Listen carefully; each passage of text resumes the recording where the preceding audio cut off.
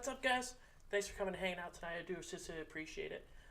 We have a good time for tonight. We are missing, unfortunately, our science officer, but he had some prior stuff to take care of. But let's go ahead and say hello to everyone else. Everyone else, hello. Hi. What up, what up, what up? All right. So, where we left off, you guys saw the big bad beast. You guys found the cave after passing a large crater that had a blanket that looked very familiar to our Andros. And we continued on to the cave. The cave inside had quite a few mechanical spiders that were filling in the room. The team went through and taken them out very quickly. After the battle was all said and done, the last of the goblins, one of them was taken by the beast you guys were hunting.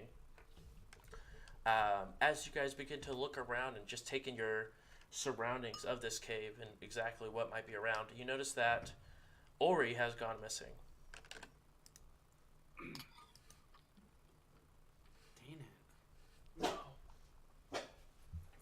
Alright, well that's unfortunate. That's not what you like to see. Trying to decide how I feel about that, or how Gus feels about that, really. So is it like we all kind of realize it at the same time, or? Yeah, you guys all just sort of like look around and get ready to move into the last, or this next room where the creature had dragged the goblin in at like lightning fast speed, and you just notice Ori is not there. Alright, everybody good? Stone, Val, y'all looking good. Gus, you okay? Yeah, I think so. Alright, there was a weird little fugue state there for you, but I'm glad you're back to it. Patcher, I'm sure you're fine. Hey, Ori? Anybody seen Ori? Nope. Last time I saw him, he was right next to me. Well, I am blown away yet again by your keen eye there. Well, you know, I got these legs, and I hold Yeah, up. who was Ori's battle buddy? mechanical Who was legs. me? Was it me? I think it might have been. Stone was busy in front room killing 2 spiders while you guys all struggled with one. Yeah, see, this is exactly why I didn't do hunting trips like this. I'm really good at, like, talking, but not very good at the actual killing part of it. Well, I think the captain should be the one that keeps track of everybody. So, That's exactly what I'm trying to do right now.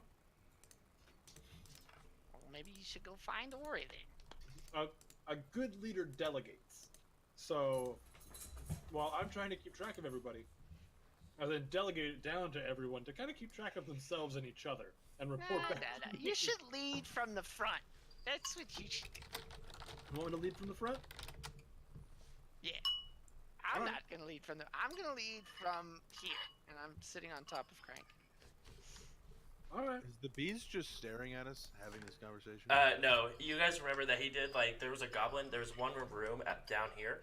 A goblin was running that way, and it was, like, snagged into the next room. And the goblin was, like, holding onto the door and shut the door. So there's a door between you and the next room. Okay, so it's probably currently eating and just waiting on us. Okay. Probably. Most likely. Well, I'm all about killing this Cthulhu fuck thing. But, do we need Ori? Like, should we back out? Should we scrub the mission? Or should we... Well, no, that thing is what we need to kill for the contract, right? Yeah, What I mean, if we're this still on a thing- mission to kill this thing, but Ori's gone. Do we need to... I mean, it'd be really nice to have Ori, but scrubbing's not an option.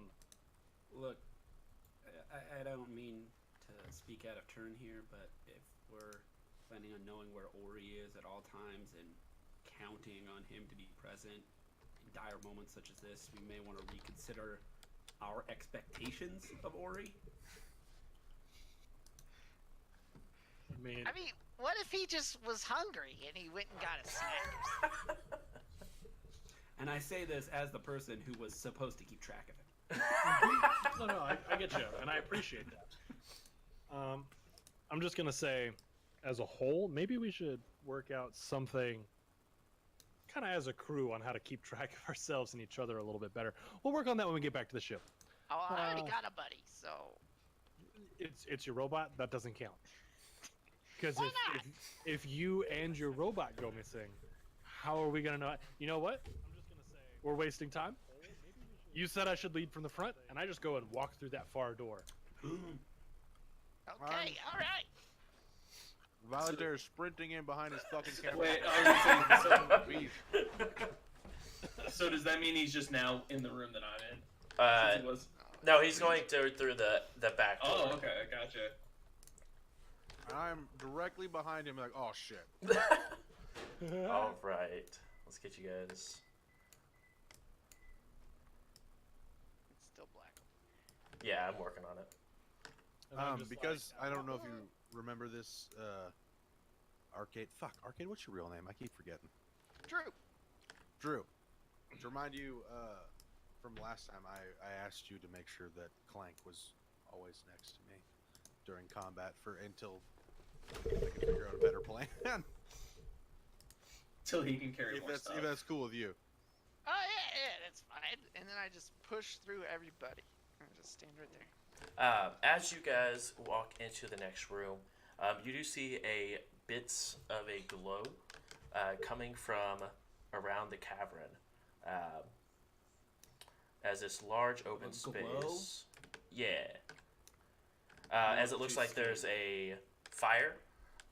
Just Okay. a low burning fire that's taking place up at Is the that top Ori? here. No, that's the fire actually. Says, Know that. I think that's right here. That? I think that is Ori. Guys, I found Ori. Guys, he's behind you guys. Yes, that He's is been Ori. behind us the whole time. he's doing the thing where he's like always trying to be like just Ah! behind you. He just Go. flew away. Exactly. He ran. Bye. It was a figment. So we already know that thing is in here. Yeah. And you guys currently see it just laying next to the fire, just munching and munching on what looks like what's left of a goblin. All right. Yeah. What's up? Do we have to protect this hide or something? Should we? I would say I'm gonna take a step back and kind of read over the contract again really quick. Is this for a trophy? Like, did somebody order it as a trophy, or is it for the hide itself? It's there's multiple things it's wanting. It's wanting 10 claws from it, the tail, the head, as well as much of the hide as possible. All right. So we've got. I'm gonna relay that right along. So as much of the hide as we can save, but really we just need head, claws, tail, and some of the hide. So I trust you. Is this a barricade between me and? Yes, there is a barricade there. Yes. Is it full cover? It'd be probably about half cover for you, because like goblins were the one that were here prior, so it'd be shorter. Okay. Can I?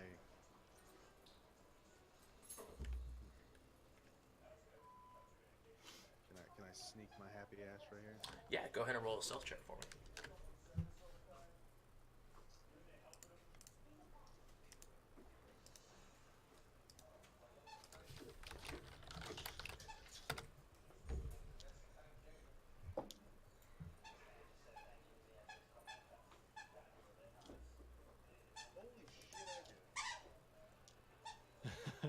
What? That is an 18. 21. Damn. 21. All right, you Since I have heavy armor, but I have proficiency. I'm good. With heavy armor, it's just whatever the dex check penalty is you. It doesn't matter if you're proficient with it or not.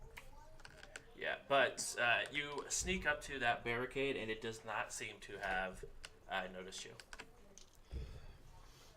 I currently have the automatic rifle. I forgot to write it down. The one that I got from the ship. 6 d6 piercing. But it doesn't shoot like the whole magazine. You can. It has two fire modes.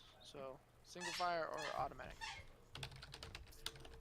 I'm And gonna go with- automatic just shoots everything in a cone, so you can't hit anything more than once. So I can't hit anything more. What the fuck is the goddamn point? it's an AOE thing. Group fighting. So. Yeah. My whole plan. But you can take This 2 attacks, correct? motherfucking But you right. get a Yeah, minus you can 4 take each. 2 attacks at -4. My whole Josh. point was to drain this mag in cone and hit him with as many of them as I can, and you ruined it all. But Well, hitting it with as many as you can would just be hitting it with one. So your plan is still solid. When you shoot a full auto gun, you plan on hitting your target more than once. you Touche. plan. The word there is How plan. this game works, though. But there isn't a plan here. It's just a no. That's true. Like at this point, what he's telling me is I did this on full auto. Yep. That's okay. Well, I'm annoyed now. But you could shoot that thing twice. So if there's more guys there, you could take a -6 and shoot twice and hit everybody twice like that. Well, I'm already here, so I guess might as well. Hey Josh, I have a rules question for you. Yes, sir. But you can't my, move. my my injections that I use on my teammates Mhm. have a they last half my ability modifier, so 2 rounds right now. Okay. How are you gonna rule it if I wanted to, like, we're not in initiative right now, but I want to go over to Stone and give him an injection so he gets a boost to his AC? So 2 How rounds is 8 seconds, 12 seconds. Sorry, because there's 6 seconds. So it would last for 12 seconds out of initiative. Okay, so I should, well, I'll wait till we can. Yes. Can I build?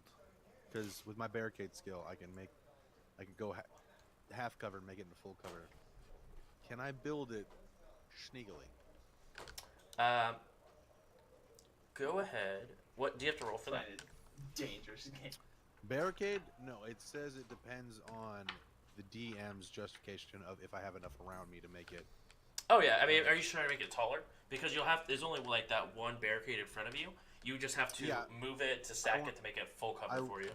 I wanted to, like the very edge right here, where I'm standing, I wanted to make it full cover. That way I got something to really duck behind. Yep, you could absolutely do that. That's not an issue.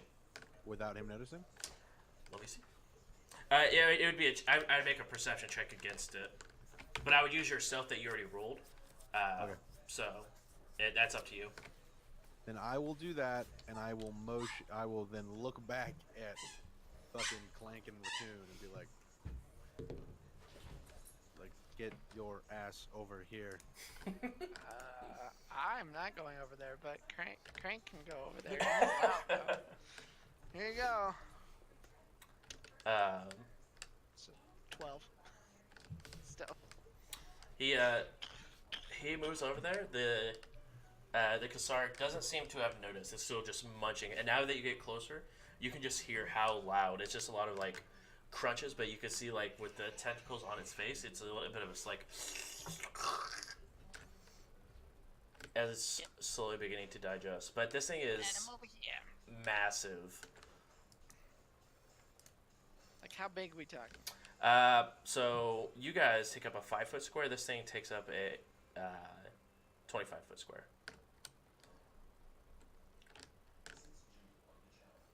So it's like 4 times as big as you are, roughly. 20 foot square? Okay. Yeah. 4 times as big as Raccoon or Valentine? So you all take up 5-foot square. This one takes up a 20-foot square. As a large creature. Which is always man spread. Exactly. It's Cthulhu spreading. Exactly. Cthulhu spreading? Everyone go ahead and roll a perception check for me. I got a natural 1. Plus 5. So 6. solid. 16 for Voltaire. I got 16 too. Whoa. 13 for me. Whoa. Crank got a 12. Oh, mine's a 7. I put a point into it when I leveled up.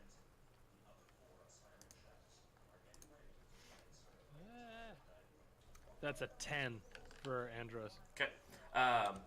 Everyone who rolled a 10 or higher.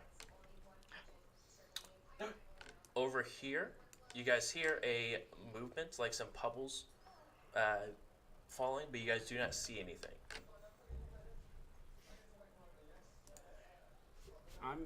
If you're looking at Gus, and through the last half of the last campaign, you would probably realize at this point that Gus is a bit of an arachnophobe. Still recovering from that whole situation.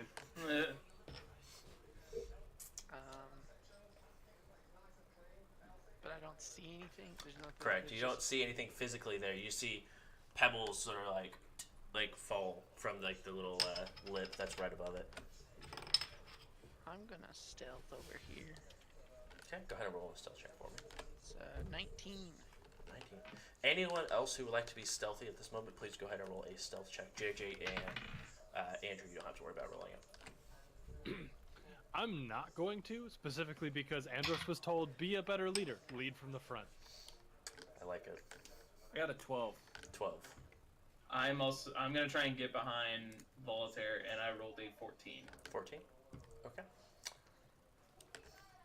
You guys are on top of each other. I like it. It happened a lot in old foxholes. Okay. And there's a robot over there. As There is a robot. It's like right here. okay. What do you guys continue to do now? It just still does not seem to have noticed. Charge up my laser. I'm going to switch my rifle because I had the full auto, Mhm. which I now don't want anymore because goddamn it, shit. It'd be good in Yeah, large group people. Like I guess, but Yeah, I feel you. I'll just jack the one off of the crank and just put the other one on. Okay. Go back to normal. I'll just give everybody kind of a look around and be like thumbs up, ready? No. And I'm just gonna yell, "Hey, you tentacle fuck!" And then I'm gonna shoot with my standard pistol. Who's this right here? That's me. That's him. Alright. Go. That's me. Who's this right here? That's you. Alright, cool. Yeah, you get it because you're a Am I robot. rolling for initiative now? Yeah, everyone roll for initiative. Andros, go ahead and roll to attack with a no bonus because you weren't stealthing. That was Voltaire got a 14. Solid. Gus, what'd you get for initiative? 14. Patrick. 19. Andros. my initiative is going to be a 4. From the front, they said. Hey, I'm up front. Like, in fact, I'm going to move to reflect how up front I am. Yeah. Thank you. Stone. I don't think we've ever had a sassier captain yet. I got a 24. It's all because Oh, of me. Jesus. Fresh out of the salt mines of League of Legends. Oh yeah, it's me. That's It's what. me. That's what. Captain Sunshine. In fact, I'm gonna turn on my little Twitch bot. Oh Chat bot, snap! And then I'm Oh gonna be my like, gosh. "Hey, what's up out there, you space pirates? We're fighting a thing. Check it out." We're fighting the No, thing. on the planet Here wherever. we are. Look at it. Starfinder. We're people, fighting a come thing. get us. We're on this planet. The only planet that has things on it. This is where we are. That was a really good translation. I like it. What was your Come to and hit? get me. Yeah. To hit, I got a 21. At 21. You see it. Well, it was a perfect shot. It lines up perfectly as the vision disappears. So like the thing just dissipates. Yep. Well, that was easy. So the displacer beast thing was accurate. Okay, cool. Yeah, and just making sure what I know what these things can do, having been in the trade or no? Go ahead and roll just intelligence check for me. Straight up intelligence. If you haven't trained life science. Yeah, or life science if you have training. But I didn't think you did. Gus would always, if I've seen it, Gus would always be wondering what it was and looking for it. If you'll let me roll too. Have you been to this planet? Because they only actually live on this planet. Castro.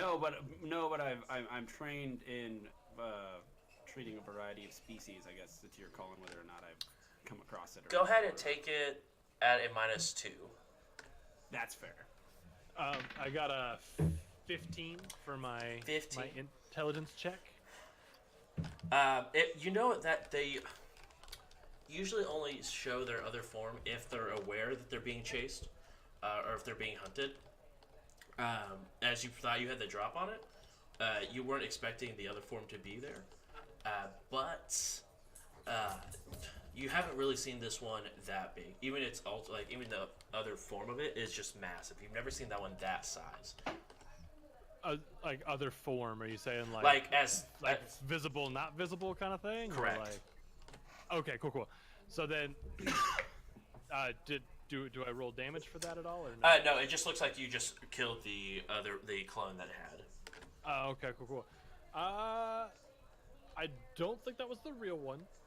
So brace yourselves. I did hear something over there. That point. I'm gonna yell back to back, and everybody get ready. The back to back was for you, Stone. If you didn't get that. I just start running over there. I'm back to back. We all put our backs together and just fall. Exactly. As it's actually gonna take its turn. Is it rolled a 26? Good news is we can see it and it's right in front of us and it's not invisible or anything. That's As my bad. no, as you see one appear here and begins to like make a lunging attack at you, Andros. Oh, let's go. with I me should have right just there. taunted it. I should have just taunted it instead of trying to shoot it. I should have just been like, you won't. I made a mistake. Nah, dude, this is calculated. I need an adult. First, All right, it's Gus is gonna impressed with just the hubris. whip one of its tentacles at you. No. With my tentacles. I almost crit. That's a 31. Like to hit? Yeah, 31 to hit. Miss. Yeah, no, that misses. Oh, okay. Of course that hits. I just want to make sure. I'm trying to make sure against my EAC. energy or my kinetic. Is that Kinetic. Sorry, KAC. Okay, yeah, just making sure because if it was energy, it would have just barely missed. Oh, okay. I just want to make sure. That energy though. Yeah. It's like personal energy. It's like the energy you give off socially, and that's why Andrews has such. I mean, really, everything in the universe is energy. Yeah. Now we're getting yeah. somewhere. You take 13 points of damage. Oh my gosh. All right. Hey, are you alive still? Yeah. My stamina was full, so we're okay. And as it grabs you, Let me check my heel. you look at it. Grabs him. No, I mean, it hits him, but as it releases, you notice that there is a slight shimmer, since you're close enough to see it, a slight shimmer of red go across its hide.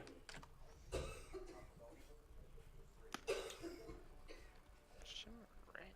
Ugh. Next up is Alright. Stone. So after seeing this thing attack Andros, I'm gonna come out of the barricade, just charge in and try to attack. Go ahead. I got my fire axe. My flame doshka. Oh, I forgot. You're actually using the Dashka. Yeah. That is going to be a 19. And that's EAC, correct? It's an Yes. energy weapon. Yes. That hits. Okay. Go ahead. Get 1d8. It'll be a 7. 7, and that's fire damage? Let me look up again.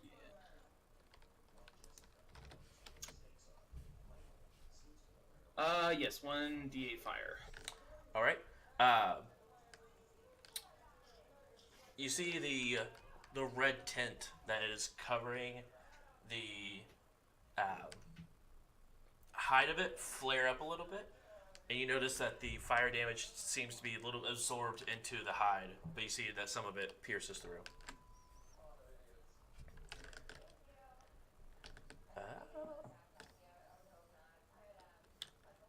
Sorry, I'm looking for its health. There it is.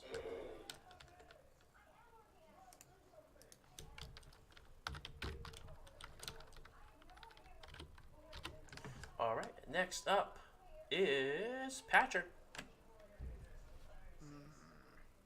Well, does it look like it notices me? Because It doesn't seem to have noticed. All right, so I'll just scurry over here, and then I will shoot it, and Crank will shoot it. So I'll shoot it first. Go ahead and roll. 16 EAC. That barely hits. Hiya! For 6. Is that what kind of fire or any time damage? It's laser, so fire. Okay. Same thing happens. You see a bright like flare, and it seems like some of the majority of the shot was absorbed into the hide. Yeah. And Crank misses with a 2. Solid. Well, really, it's like a 7, but whatever. Right. Gus or Valater, your choice. You guys both roll 14. Gus, you mind if I go? Not at all. I feel like you probably should go first. All right. Well, with Val's keen combat eye, he's gonna see that laser damage and be like, "That doesn't look great." So he's gonna, switch back to the rifle he just put down. Move action. No, well, Crank is directly next to him, so I don't really have to move. Just snag. Yeah, it's still to draw Like weapons. Yeah. Draw weapons is Unless you have something Yeah. special. weird. It's weird that they take your move to do stuff. Yeah. That's fine. Whatever. I mean, you still could shoot at range. Semi-auto on this fuck. Yeah, dude.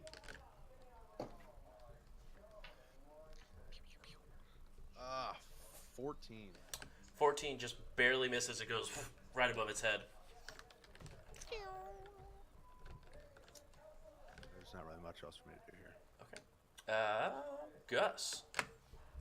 I'm gonna move a bit closer, and then I'm gonna load one of my syringes into my syringe gun, and I'm going to shoot the creature. Do it. The fact that you have a syringe gun is actually pretty terrifying. Oh yeah, I like to inject shit. Just Yeah. His name is Doc. random drugs. Y'all like hypodermic needles? Because I do. Let's just hope I'm not like putting cocaine in them or something that's gonna make it. Yeah, make it OD. No, dude, just load Giving it some every steroids. every syringe just full of liquid meth. See what happens. Captain, how did you know about my Yeah. stash? I figured. I read up on your androids on meth doctoral thesis. Oh, you found that, huh? Yeah, it was Yeah. on the internet. That's Yeah. all I should have known. That's 18 to hit. Is that KAC or EAC? Probably KAC, right? Yes. Yeah, it is. Yeah, that also hits. Barely. All right, I'm going to reduce its damage resistance to fire by 5. Well, damn. Looks like I'll be switching back. Jesus. And Maybe you I'm should have gonna- gone first. and I'm gonna do all sorts of damage to it. Okay. As you inject harmful drugs into it. Boom, 1 damage. Oh yeah! Yeah. Sick. I'm so about it. It's not All even sorts of damage right All there. sorts of damage. P if that matters. Okay, thanks. Dude, that's those big doinks that we pay for. The big Yeah. doinks, dude. The big This is- P. These are my mini pricks that I hit. Yeah, dude. Like, Is that what the He P did- stands for? Is a prick? Yeah. He did the important thing with the resistance. dude, you hit him. I think it's that one damage. That one damage is gonna count. Yeah, dude. Dude, you got him with that big old boy damage right there, man. Like, you a big old boy right now. And I'll just turn to Voluntary and be like, you can use your lasers if you'd like. I guess over comms I should tell everybody that I've reduced it. Like, you should hit it with fire damage. Andros. Hey, that's me. It's your boy. What up? So, seeing as how I am, Face to like, face. I'm gonna look at my gun and kind of shake my head, and instead I'm just gonna look at it and kind of shrug a little bit, and I'm going to use clever feint, I like it. and just be like, "Hey, I think we got off on the wrong foot here. My name's Andros. I'm gonna call you Big Scary Tentacle Monster. So how's about we just be cool, and everybody be cool, and I'm gonna roll to see if it works or not." I have a question. Does it have to know a language or understand your language? Doesn't have the ear It is the ear. and the brain, Nope, it's just the ear. so it just has to hear it. Okay, Yeah, it just has to hears be them. able to hear. Because It the hears. brain means they have to understand it, right? Yep. Yeah. So here we go. And the speech bubble. So that's a D. Yeah. So It's like 15 or 14. yeah, mine's a 15. So I'm doing my math real quick. All right. Yep, we get him with the 15. Like I thought that That is solid. I thought that I missed. But he is now. All attacks go against its flat-foot AC. From all sources of damage until my next turn. That's rude. Y'all welcome. And Go ahead. no, I thought I had something for bonus action, but I don't remember. So, never mind. As it's also flat-footed, it does not get a reaction as well. So Yeah, that's what it is. So you could walk away if you want. Yeah, I think I'm gonna do that. I'm just gonna be like, yeah. So think about that.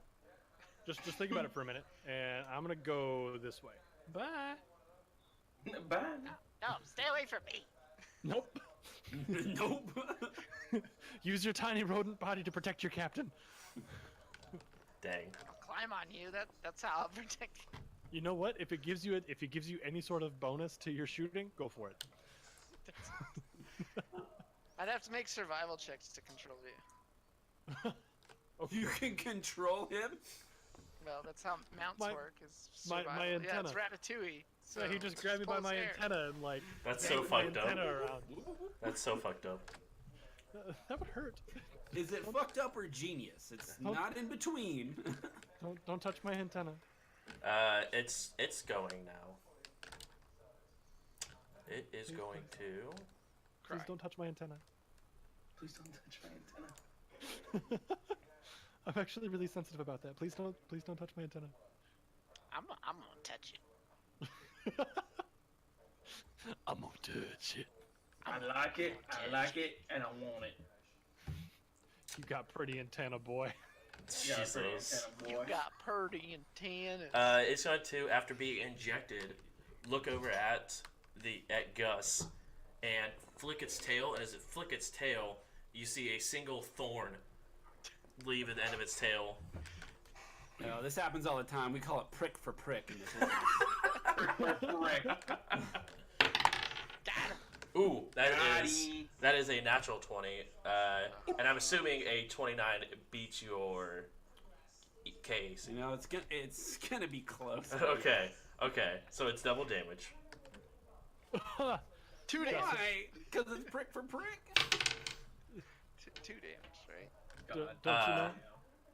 That's 16 points of physical damage. It's not enough. As opposed to non-corporeal damage. And I need you to make a exactly. I need you to make a fort save for me.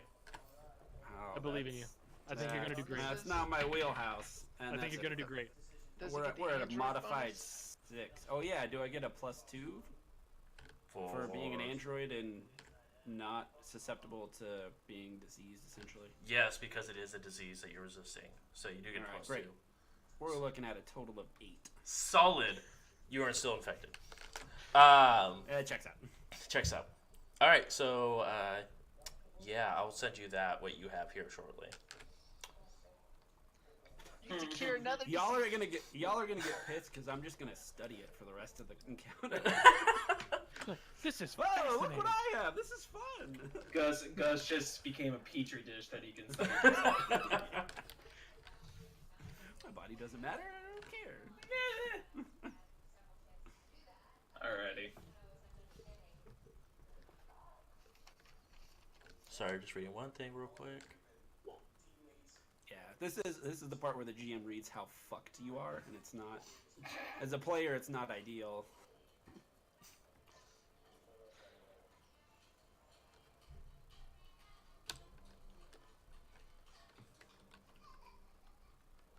How big was this thorn? Is it?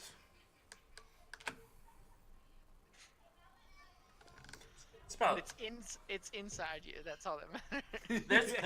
there's about this much of the thorn that's in you, and then like Okay. outside of you.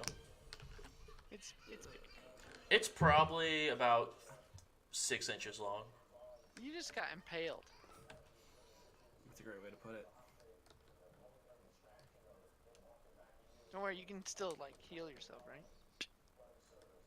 All right, so that's it. That's everything for now. Whose turn is it? It is Stone's now. Okay. Well, since I only have flame weapons, I'm just gonna attack with my dodge again. That's all right. Go ahead and roll attack. Alright. Ooh! Natural 20. Hey, that's what's up. What's All right. the total? Total's gonna be 23. All right, so you do crit, so it's double damage. Is that double damage on top of wound? So What's your strength modifier? It's a 3. Plus, what's your base attack bonus? Uh, Plus oh 2? shit. So it's, Yeah, it it's is. a 5. Yeah, so it's a 25. so that's still fine. Yeah. So Not bad. yeah, so you'll do double damage as well as the crit. Okay. Which Let me is roll. wound, so you need to roll that D100. D100. Andrew, can you pull up that pit table for me? Yeah, I'm working on it. Actually, no, it's a D20. Oh yeah, D20, sorry. Yeah, it's a D20. Alright, let me do damage first, and then we'll do the 20. How about we just cut its eyes out? That'd be great. Does it even have eyes? It's gonna be a 9 for damage. So double for 18. Well, that was with both of the. Oh, that was the double. Yeah, that was the double. Did you add your strength too? Oh no. Don't double your strength, just add whatever your... Yeah, so it'll be a 12 then. 12. And then let's do the wound effect. Wound this bitch. I got a 2, so it's just gonna be a general So, bleed. 1d6. No save though. So it just takes the... At the start of its turn, or at the end of each round, it takes... Oh, It solid. makes... Just takes a d6 of damage. Or Yeah. at the start of its turn, but yeah, Okay. either way. I would assume probably at the start of its turn, Yeah. which is also the end of the when round. you So get to if you have to save or do anything to stop Let it. me see Cool. if it says anything here. Yeah, the target gains the bleeding condition H273. all right, next up, I will shoot Crank. more. go ahead and roll to shoot. I'm gonna do a full attack. So I'm gonna shoot twice. Oh, -4 on both. Which, yeah. First one is a 15 EAC. That only hits because he's flat-footed. Yep. Ha ha! second one. Oh, I'll just do the damage first. 3. And then Solid. next one is a 17. So I'm guessing Yep, both hit. for 5. So what's the total damage? 8. And then I'm gonna actually have Crank just walk up to here, Okay. and he's gonna bash. Bash it. Bash away. Yeah, that's it's at the start of Beast's turn. Okay. It's a 20, but not a natural 20. That'll hit. Go ahead and roll to attack or for damage. And he does 6 bludgeoning. Damn. Bonk. Big round.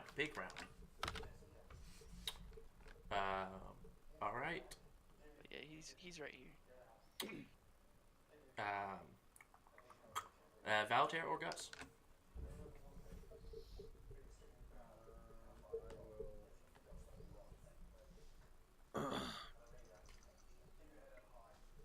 Where the fuck is Crank? He's right in front of you. Right. Oh, so I can still switch. Yep. Switch. Swap.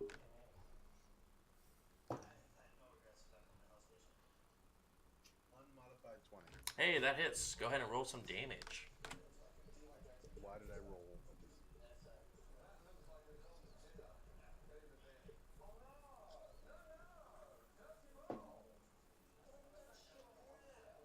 5 fire damage. 5 fire but I damage. got a crit, so Oh shit. critical is 1d6 burn. 1d6. So you burn. double it, and then you roll. So You don't roll 10 plus the d6. Yep. No, that happens at this. It's just like bleed. Yeah. So the bleed it happens at the beginning of the creature's turn. You roll your d6 for the burn. Oh. I just rolled it. Can I just leave it? Yeah, that's fine. Okay. I mean, Gus. JJ liked what he rolled.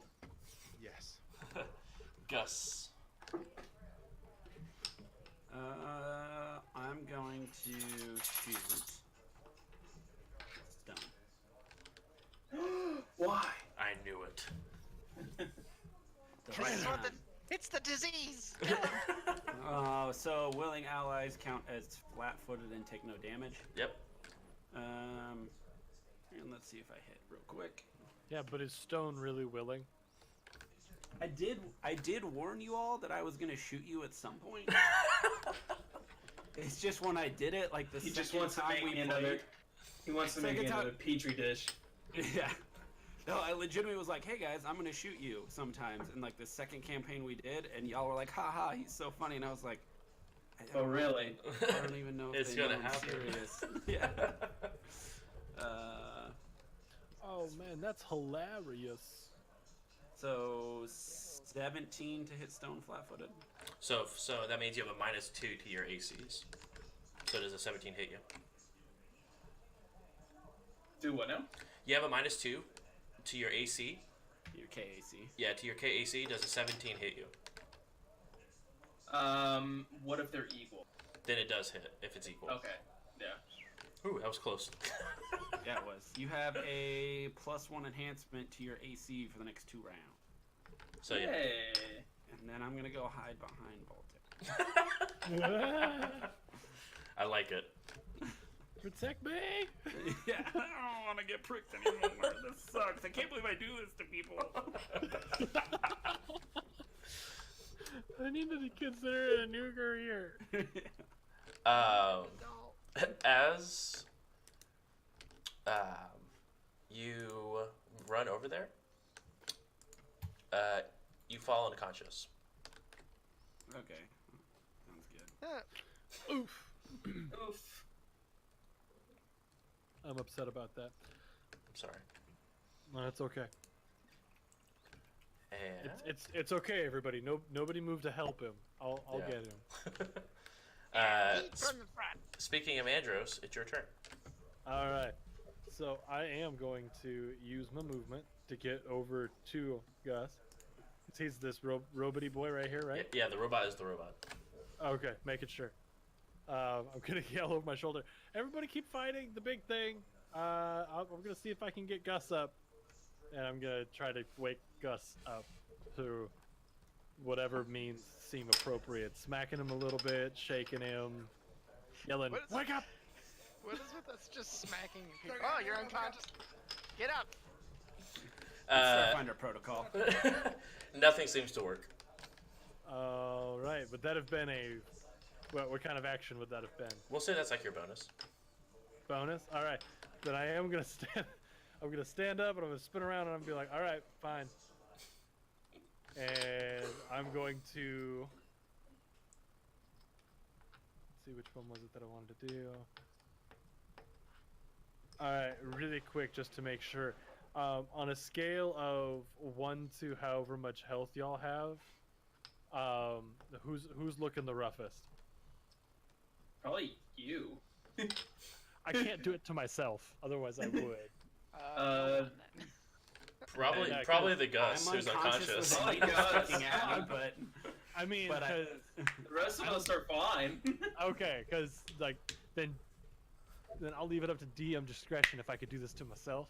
Okay. Using my envoy improvisation of inspiring boost.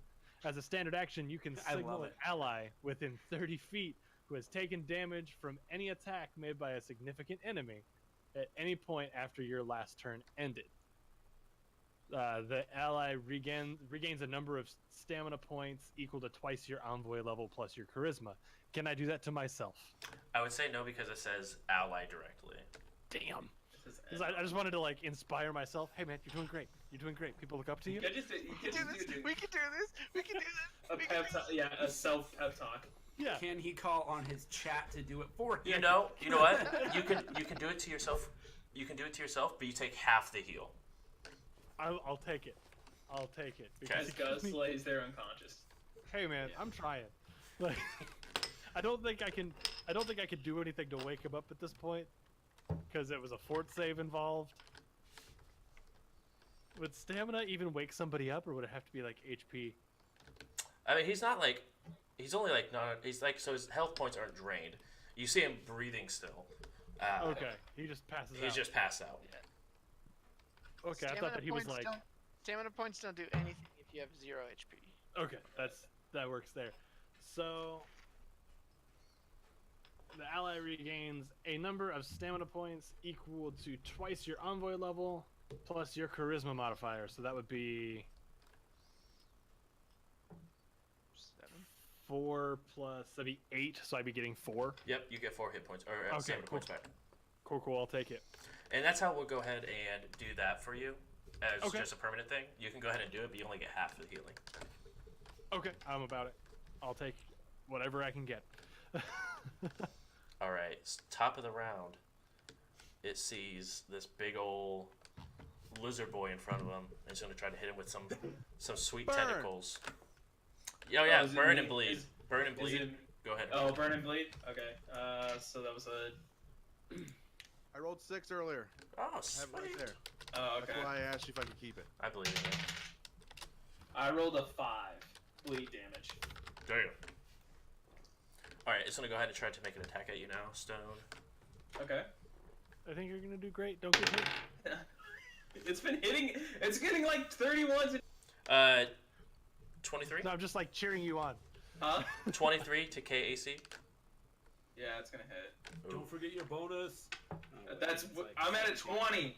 I don't think it mattered. That's close, though. It was close. Still gonna hurt. Yeah, probably. Not as much as double damage though. So. Yeah, that's also very true. You take 12 points. Oh, I'm fine. I'm fine.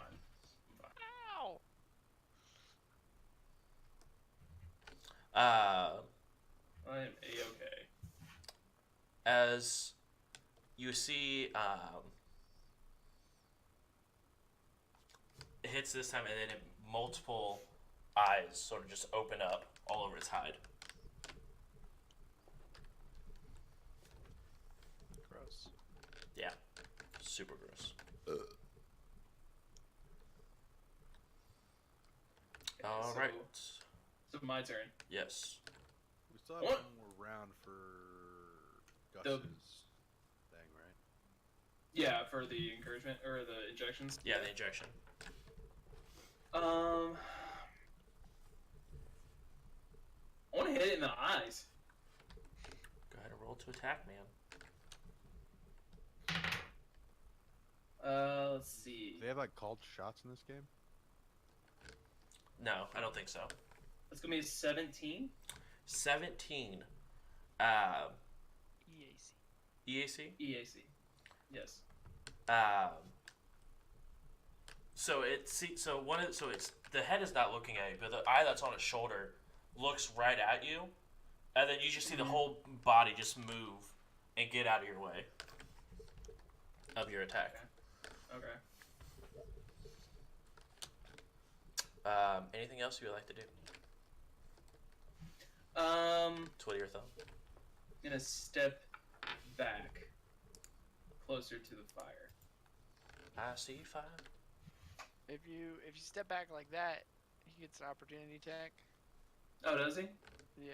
Oh, He's fuck not. that. He's not flat-footed anymore because it was past Andros' turn. So you can move out 1 square as your whole movement and not take any. Or Oh. Yeah, I'll do 1 square. Okay. All right. Valtair. Nope. Sorry, Patcher. Almost hit Valtair. It's Patcher. I'm sorry. All right. Crank is just gonna walk over here. Just be over here, Okay. hanging out, and then I'm going to shoot it. Shoot. That's a 24 EAC Yeah, that hits. for 7, Oof. Still up. and then Crank's gonna smack it. No, he's not. He's gonna roll an 8. Again, one of the eyes just sort of watches Crank move around and just sort of sidesteps it. You can definitely see that the its chest is breathing it's very fast. Its head is moving around trying to see how it's going to make it out of the situation. Valtair.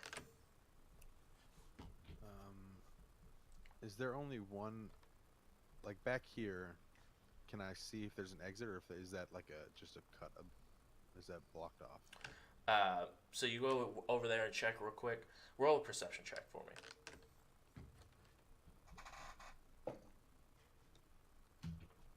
14? It's blocked off. Okay. So was that my move action? No, we'll go ahead and say that's the secondary action. You still have your movement and your whole action. Okay. And this is a wall here. Yes. All right. I'm going to move here and use it kind of like. Still have. Where's? Can I draw a line? As long as you can draw a line from one corner to another corner unimpeded, you're open. Yeah. So you can see it. And you can use the. Yeah, I'm kind of using this as cover. Yeah. How do I erase this now? Oh, I regret this. I regret everything.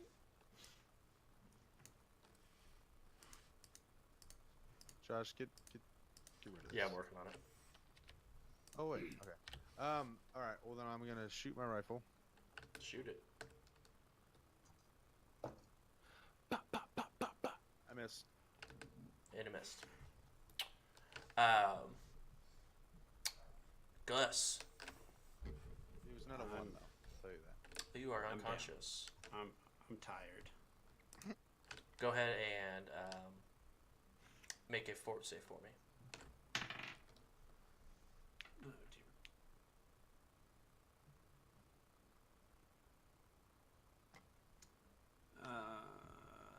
12. 12? Cool. You're still unconscious. Andros, what's 10 plus your perception skill? 10 plus my perception. Let's see. Maybe a 12. 12. Underneath, it's sort of hard to see. Like it's weird because you can definitely tell after putting Gus down that most of his skin feels metallic, but you can see bits like grooves moving in his arms, like something's moving through him. And would that be like, I could recognize that as something like harmful, or would I be like, oh no, that's just regular Gus being Gus? Only because you are from this planet and you know this creature, you would know that is what they call a Sarian spore, and those are just little versions of this thing crawling around, like incubating, like alien. Oh. Remember when I said I was afraid of spiders? I think that I'm gonna be afraid of something else. Yeah. No, these are pretty terrifying. And you can see they're just like a bunch, like this really small little blips, like tadpole size. But you sort of just, there's so many, you sort of just lose track of how many exactly you see. All right. Cool. Gus is dead. All right, just kill him. Just burn him. It'll be Just fine. kill it with fire. He's an android. We can boot him up in a new body. There's a campfire right over there. Andros, it is your turn. Hey, I'm going to spend my turn. I want to pull just like whatever, like small like survival knife or anything I would have from my backpack, and just start cutting Gus a little bit, trying to like get those little tadpole things out of him, because like I know that's bad news. So I'm just like, all right, bud, don't hate me, but Do you have a knife? Are you trying to Brendan Fraser this? A little bit. Oh shit, I don't have a knife. Never mind. Because I was like, survival kit. I would have something in my backpack there. I don't. At least not specifically written down. Never mind. It was a good thought. You had that thought, and then you're like, oh wait. Yeah, but no. Whatever, man. I'm going to demand that Gus, like, do his next fort save better. I like it. Are you? I can see you trying to wake up. You want to? Right. I need to know how this happens. Actually, I'm a liar. We're just gonna take I'm gonna take the full action and use the full attack with both pistols. So I'll take the -4 and just Yeah, it is a -4 to both rolls, by the way. yeah, I'll take the -4. But Do I'm it. just gonna Wait, so you hold didn't on. have a knife, so you decided to shoot me? I'm confused. No, Yeah, he just got a I'm kimbo shooting- on you. I'm shooting the monster thing. Okay, that makes way more sense. I was like, Yeah. you shooting me now? Like, Oh, okay. I This. mean, I'm gonna shoot the tadpoles out of him. Actually, Go. Oh my God, come on. could I take one shot with the pistol and use my battle glove to punch it as well?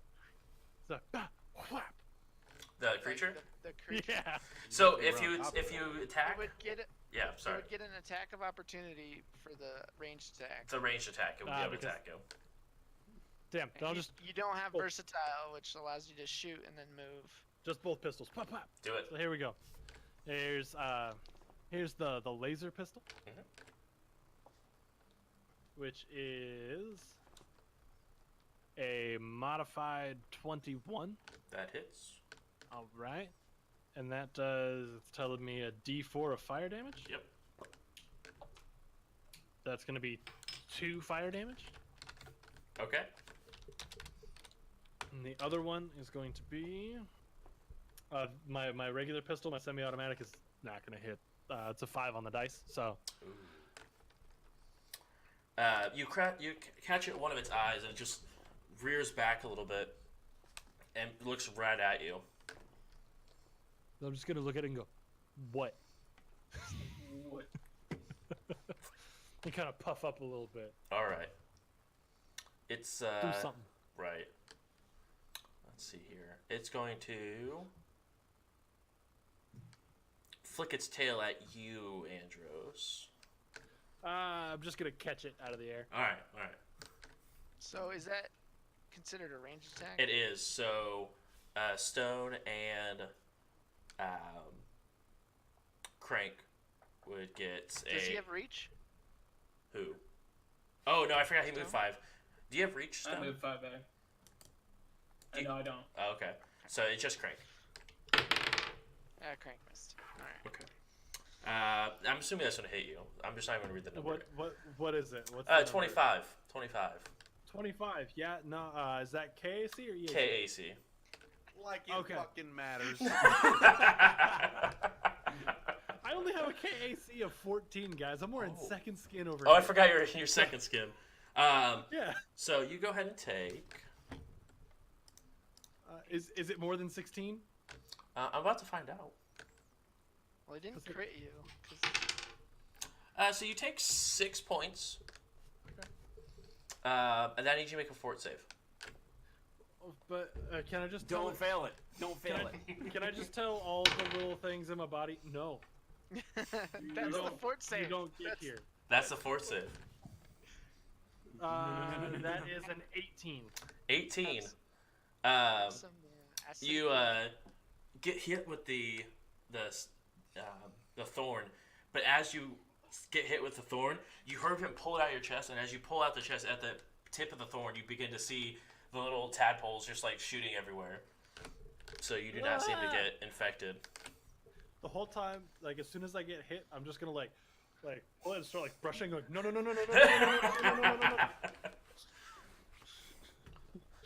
And it is going to. Hang on, I have a question. Is this normal content for their like Twitch stream? Like, is this?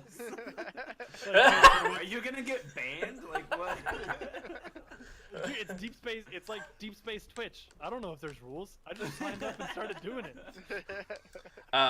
It is going to try to barrel out of this hallway.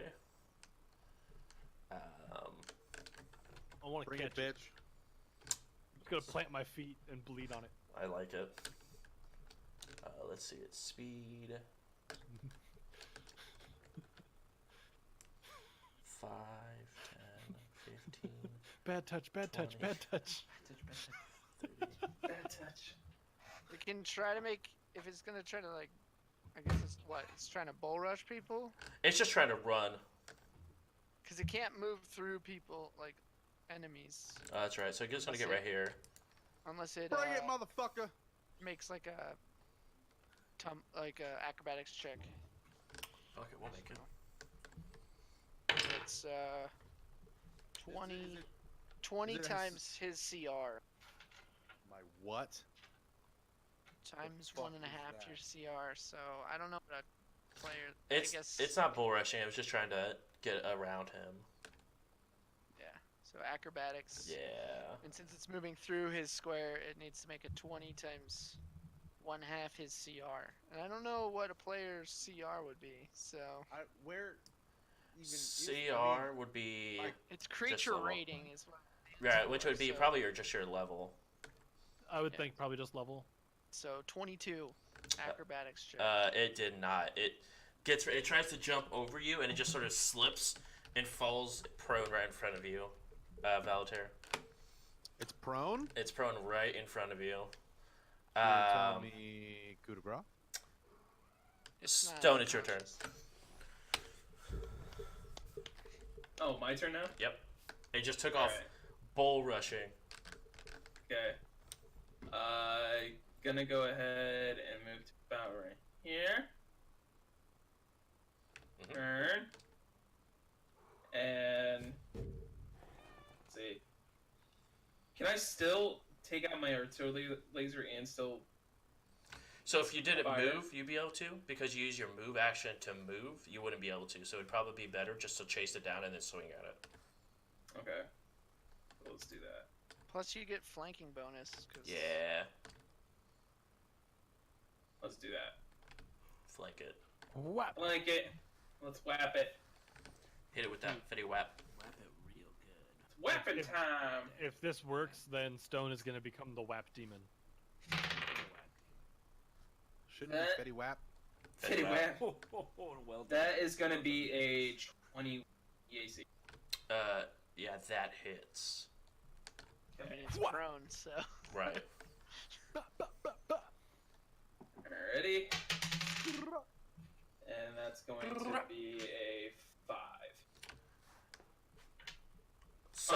if that's no, it's actually is it the dice plus my strength, Yes. right? So 8. So, as you run up after this thing and you take your swing at it, describe how you kill it. Ooh, let's go. Since it's behind me, You're actually behind it. or behind it, yeah. I just want you see the dorsal fin. Yeah. I just want it right on the spine of it, Oh. and Just- you can hear because of my phone, you just hear some, and then I just take it out. Gross. All right. Combat is over. Hey, we did it, family. You did it. Did we? Barely. Our only doctor. is- I've seen enough Star Trek to know how this works. Beam me up, Scotty. I want to look at my little camera and go, if that didn't earn a follow and a sub from every single one of you, I don't know what will. If it wasn't a follower sub, it's definitely a report. It's Nah. something. Yeah, it's one of those 3. Yeah, because it's kind of murder. Hey, Andros, go ahead and roll a d20 plus your charisma. D20 plus my charisma. That is a just charisma, or Yeah, am I just using any charisma. other? Okay, then that's a 24. I got a nat 20. 24. You have 2 new followers. Ah! Can I make a medicine check on Gus? You can. That's what we call leading from the front. It's a modified 20. All right. Yeah, it is. So what were you trying to do? I was trying to administer any kind of first aid to this robotic thing, maybe. Trying to help. You can't really seem to figure out how to break him of this state. But as you get over there, you don't see anything with his skin. He looks normal. He just looks like he just got knocked out. But he's Then still I would breathing. pull out the thing and just patch him up, really. Okay. You're all patched up. And still unconscious. Yas. Captain, Yeah, what's going on? is his blood of value? I mean, we could probably find something for. Yeah, I mean, we could probably vial that. Do you have any vials? Because we need to bleed it before we move. We cannot drag with him full of blood. Let me see here. I don't. So never mind. Cut him open and let's get that blood gone. Anybody? Actually, if we just kind of dismantle him now. Well, the hide. I figured your father would be a better. He'd be way better at that. You're right. Yeah, I don't want to Yeah. tarnish the No, hide. you're completely right. So Figured let's. we just bleed it, and me and Stone could drag it. I'm for it. I'm super for it. Can Also, I just ruin the hide? I'm gonna take it. Well, no, you cut it strategically. and then we could put something underneath it to try to help I see. prevent Sorry, I see the what dragging you're saying. damage. Yeah. We can. We can. Or the both of you could each pick up a leg, front I and was saying, back, I and did- kinda I- take it that way. I do see a bed over here. Is there any bedding that we could put it on? I mean, it's a bed that has a sheet, a thin sheet that has a couple holes in it. Better than nothing. You could try. You're not sure. You do realize that that sheet is probably big enough for one of its legs. Gotcha. So real quick, Patch, can we put Gus up on Crank to get him back? Yeah, I was gonna do that anyway, but Okay, yeah. cool. Just making sure. All right, Just making sure. I'm gonna use my survival knife that I have. Thank God you have one. I And thought I'm I going had to- one. I'm going to Just gonna bleed gut- this gonna gut Cthulhu it. demon bitch dog. Okay. I don't appreciate being called that. Okay, that's the problem. Yeah. So you go ahead and begin the bleeding process. as the blood drains more and more, I'm gonna slowly start trying to lift and see how heavy this fucker really is without any blood. So it is a large creature, so for it to eventually be bled, you lift up. You wouldn't be able to do it passively. You'd have to actually put some back into it. You could go ahead and make a strength check to see exactly how heavy. What if me and Stone worked at it together? Do it together. Like front end, and he's got front end, I got back end, or vice versa, or something like that. So you could do it. Your speed would just be halved. All right, That's fine, since we're just walking back. Yeah. Yeah, we'll maintain the hide that way. If we want, we can look for some sturdy logs or sticks to use as carrying materials. Put under the 2 legs we can hold, kind of on both sides. You know what I'm talking about? Yeah. I got you. So he runs all the way. You got the front, and I got the back, and we're just kind of holding it like that to make it a little easier if we need. Me and Stone will just carry it back if you guys. I want to ask Josh a question. Are there any of those little like tadpoles around or anything like that? Just like in the area? Yes. Roll perception check. Okay.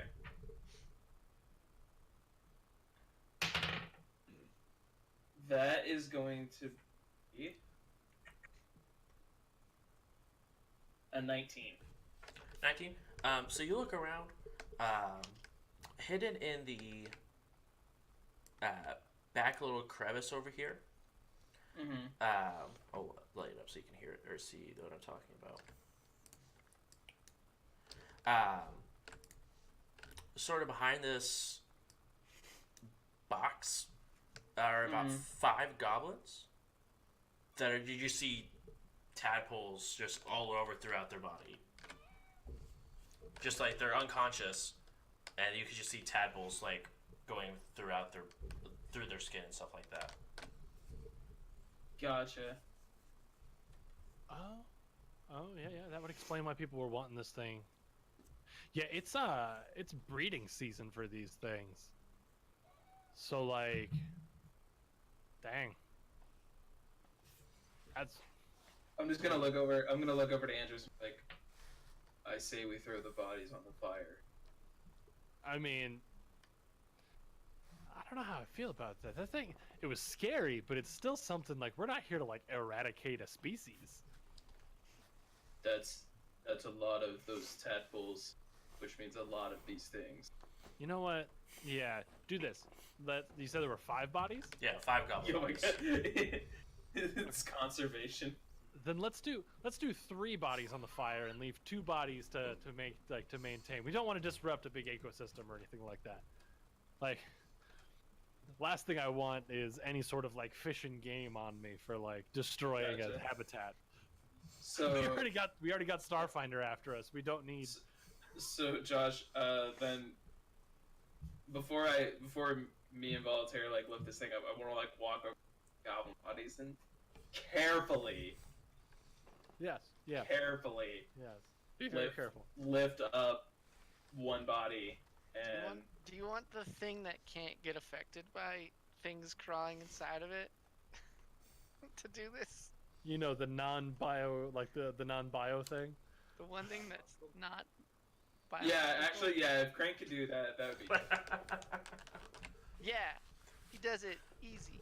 Alright. He probably just picks up 3 goblins with just his... Yeah. That'd be more choice. So he goes and picks them up. As he drops them down, like, closer to the fire, He's dropping them on the fire. Right.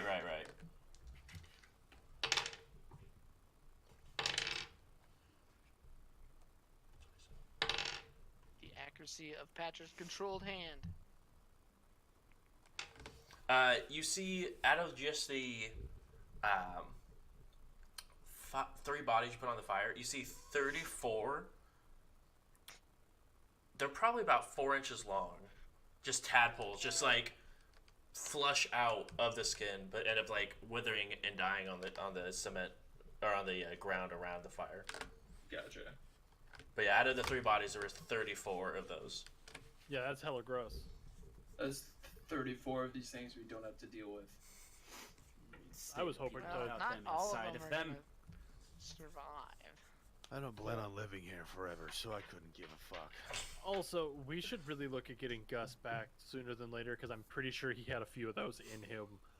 Also, Looking back at Gus, you don't see any, like on the like I don't- piercing through his skin.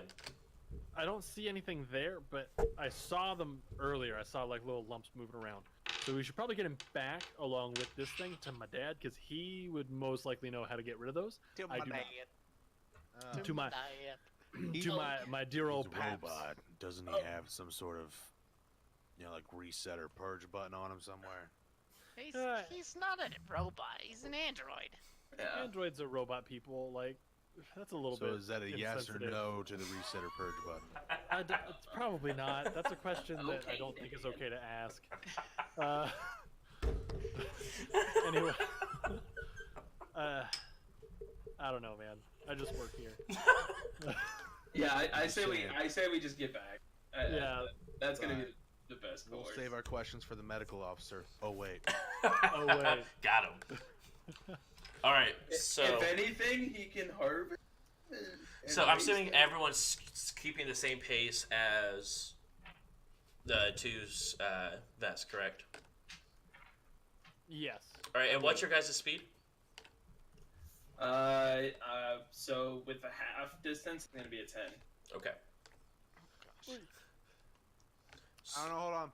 Is there like a clearing somewhere? Maybe we could just go get the ship and fly back out here. Oh my god, you just put the body by the bow.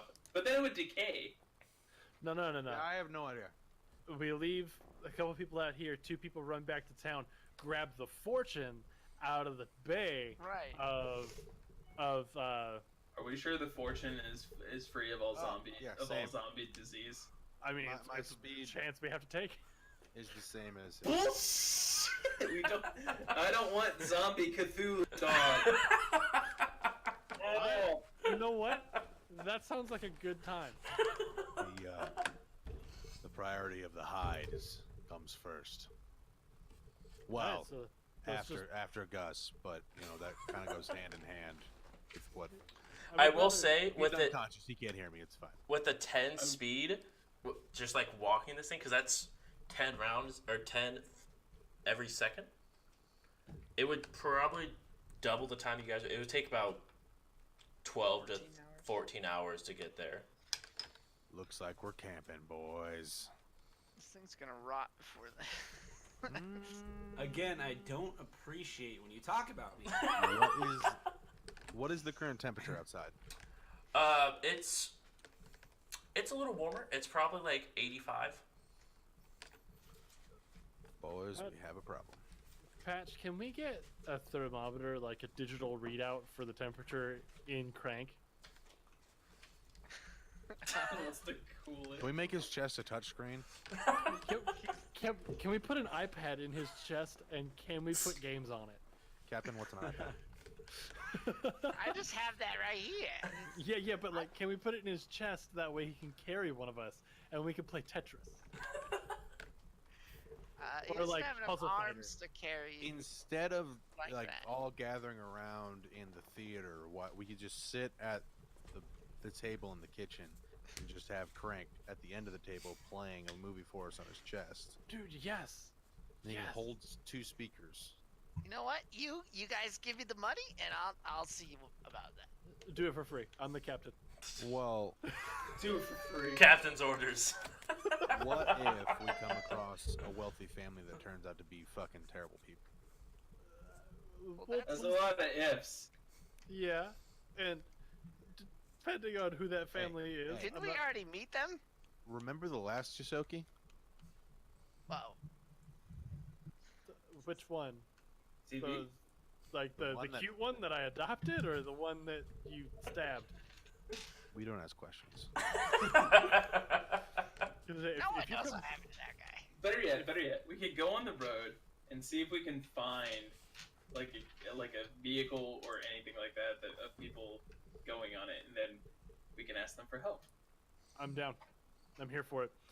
But I mean, if it's a Starfinder truck, we should probably say, "No, we good. I don't even know those dudes."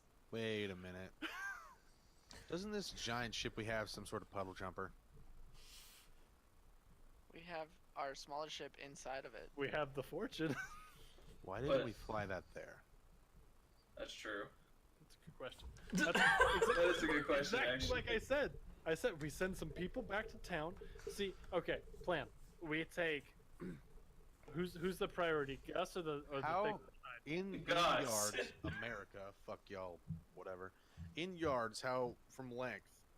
How big is our fortune? The fuck you ship. The fuck you. Maya's ship. fortune is a small ship, so. In yards. We're working on trying it. to- In yards. Jeez. Are you just wanting to know if we can? Wow. I played football. All right, I need Uh, yards. Hold on. Chill So the hell out. hold on. Are you just asking if it could carry this thing? I mean, like, is it an actual puddle jumper? Like, can we land this bitch just in random places, or is it like it's 600 yards? Like, all right, we can't just fly this fucker around. It's huge. Is it like a canoe or is it like a yacht? That's what I'm trying to figure out here. Is it like a bicycle or is it like a car? Is it like a Vespa or is it like an airplane? Is it like a hoverboard Keep or going. an M4A1 tank? Is it like a unicycle or is it like a semi truck? Is Is it it like a like- banana chair or is it like a couch? Like a half chub or a full rock hot boner? Like which one That's one too far. That's one too That's- far. We found it. We found The it. difference in size isn't actually big enough. To answer You the see question. the pictures. I have two of them. You know it. All right. To answer so, the question, So here, Uh-oh. 60 to 120 feet. So just divide that by 3. So 30 to 60 or 30 to 40 yards. Smaller than a football. 40 yards. 40 yards? Oh, we Yeah. could fly that fucker around Yeah, all over the it's place. one dash. I It's could- one dash away. And just so you guys are aware, here I'll tell you how big our other ship is. significantly bigger. It's a large ship. We've been I dying just to want know. you We guys parked- to know. We parked it in there. So, Yeah, no, the other one is 300 to 800 feet. So a football field to twice. Yeah. A football field and change. All right. Mm. So here's what I say. Prioritize Gus. So we'll take Gus on crank, and we'll run back to town. I'll get back to town as quick as we can. Drop Gus off with my dad. We'll grab the fortune. my dad. Come back. I can fly it. I mean, Um, I me- can too. I mean, me and Stone can hunker down and. Well, I can we run everything else. Touche. We'll go full army style like we did back in the day. Camo up and hide this fucker, and we will be. No one will even know we're there. All right, then. If Never mind. I'm unconscious. We'll just wait. Never mind, I'm unconscious. Moving So on. we're just gonna double time it the whole way. yeah. And then me and Voltaire just stay here with the hide. Do we need to roll some stealth rolls, Josh? You will once this plan goes into action. Yeah, and I'll head back to town to kind of keep my dad updated and to help man the ship. So To get it there. 60 feet per round, so 60. Yeah, so I'd say if you guys are double like busting ass going through, and that's also you guys don't have to fall. That's taking the path back. Is Let's cut the shortest line back. As the crow flies. that will take a survival check to make sure you guys do not get lost inside of the woods or forest. Okay, I can do that. All right. So as Yep, you, I'm useless. if you want to do that instead of 7 hours, it would take So- probably like 2.5. 21. 21. Survival. You dip through the forest. You see quite a bit of wildlife. A lot. As you guys are leaving this area, going through the woods, like leaving the cave and going through the woods, you do see a lot of smaller versions of the thing you just killed.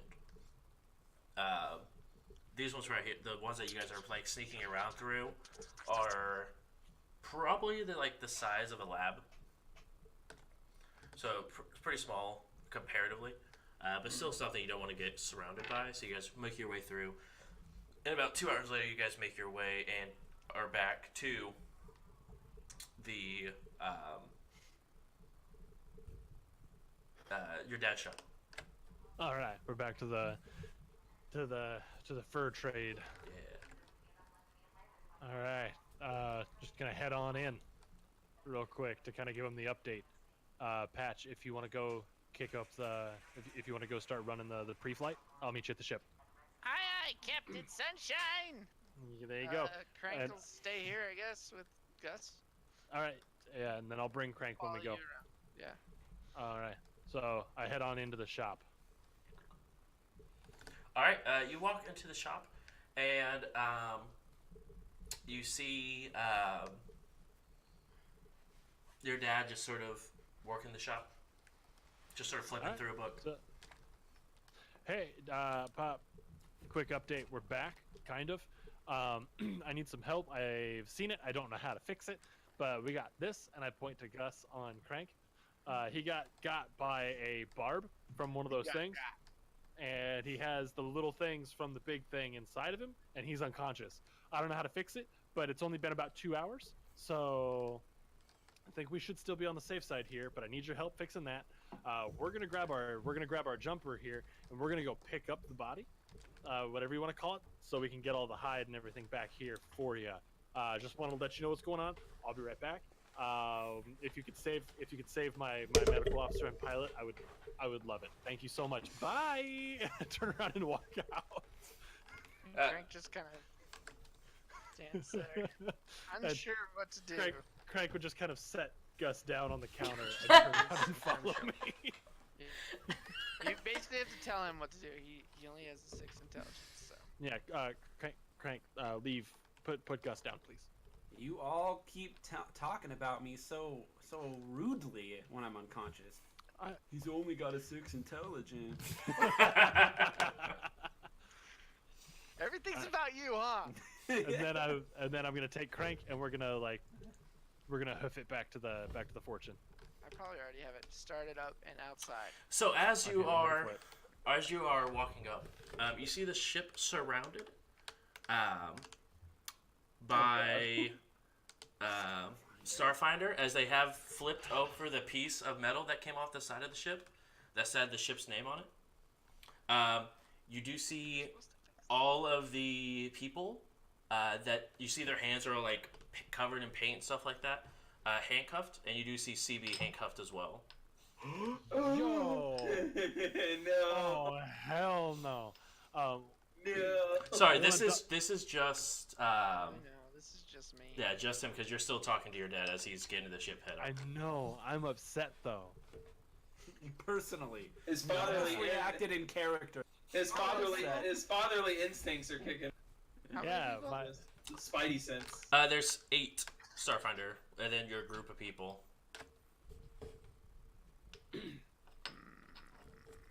They seem to be corralling the people off the ship currently. Oh So god. there's people on the ship still. Hard to tell. You just see a group of 8 walking your newfound companions off the ship. Any vehicles around? Roll perception check.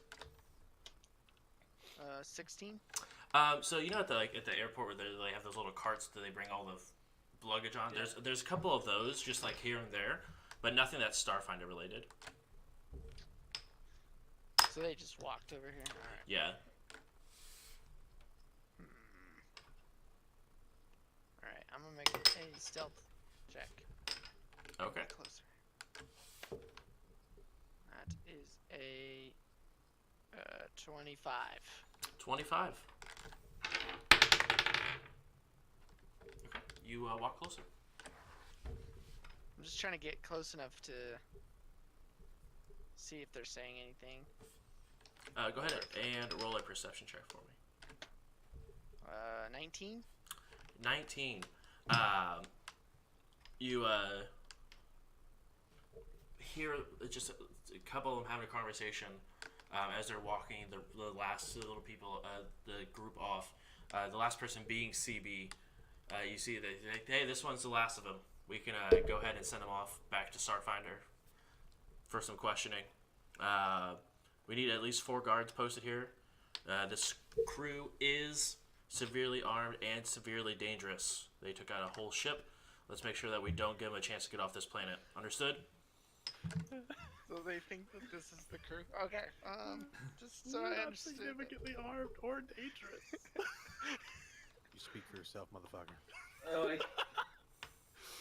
Wait, so do they think that all the people are us? No. They think that they don't know. They just think the people that took over the ship, which is you guys, are severely armed and dangerous. Okay. Can they get out of these shackles with their basketball skill? Doesn't seem like it. Can you get out of shackles with your basketball skills? I on don't the have very good shackle. basketball skill. It depends on the So shackle. I kind of want to. What's the closest baggage trolley? It's probably about 40 feet off to like diagonal to your left.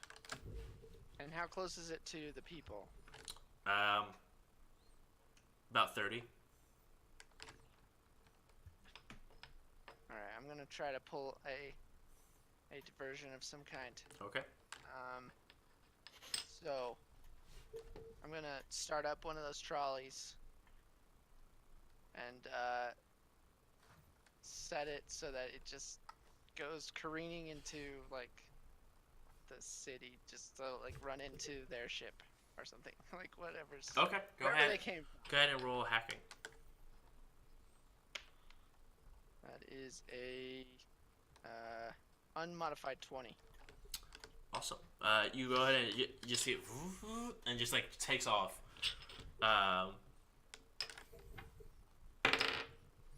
It makes it probably about 80 feet before you hear a loud scream as it has hit someone, and you see a couple of the Starfinder people looking and running over to them. How many went? 3. I think I could take 5. Right, Okay. guys? By yourself? And that's where we'll take our break. Okay. Oh boy, CB, we gotta say. All right, guys, I will be right back. We'll go ahead and be back. We'll call it 20 minutes.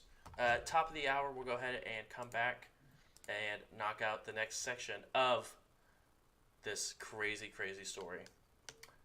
Thanks, guys. Hope you enjoy it. I'll be right back. Go ahead, stretch, hang out, whatever. Thanks. It's the stupidest.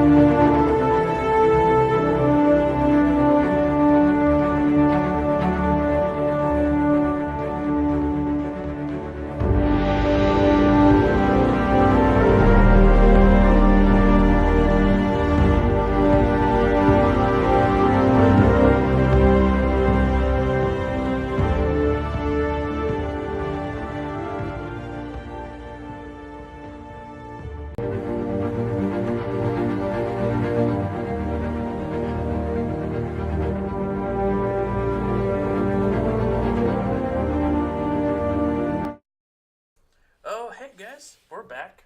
Thanks for hanging out. Appreciate you. We are. Looks like Discord is all funked up. So we'll have to take a look at that real quick. Did anyone? Real question, guys. Did anyone leave Discord and come back? Never mind, I fixed it. I'm just a smarticles. Hey, when you make pictures and then change it, it changes what it looks like. Fun fact. It's usually what happens. Pictures. All right, we're back. Thanks for hanging. We're trying to figure technical difficulty. Where we left off, Mr. Patcher over here was making a distraction. Looks like he hit someone with a cart, and I think it was 3 of the Starfinder people ran off there. Yep, that's what happened. I'm going to quietly get on the comms and be like, "Hey, Captain, we got an issue with the ship. What is it like? Not starting? There's Starfinder, and they have a crew and CB. Oh, they got CB, huh? Think they're real tough. This is as you're walking into your dad's store, by the way. Okay. All right. Let me drop Gus, and I'll be there in a minute. Hurry. I do the That's a things. distraction. I just feel the dad instinct kicking in me. Oh, they got CB, huh? Oh, yeah, Interesting. huh? Interesting. All right. Here we go. Interesting. What are Yeah, the pretty much. 5 people doing? So, 4 people actually break off and go back inside the ship, leaving just the one just sort of leading the convoy.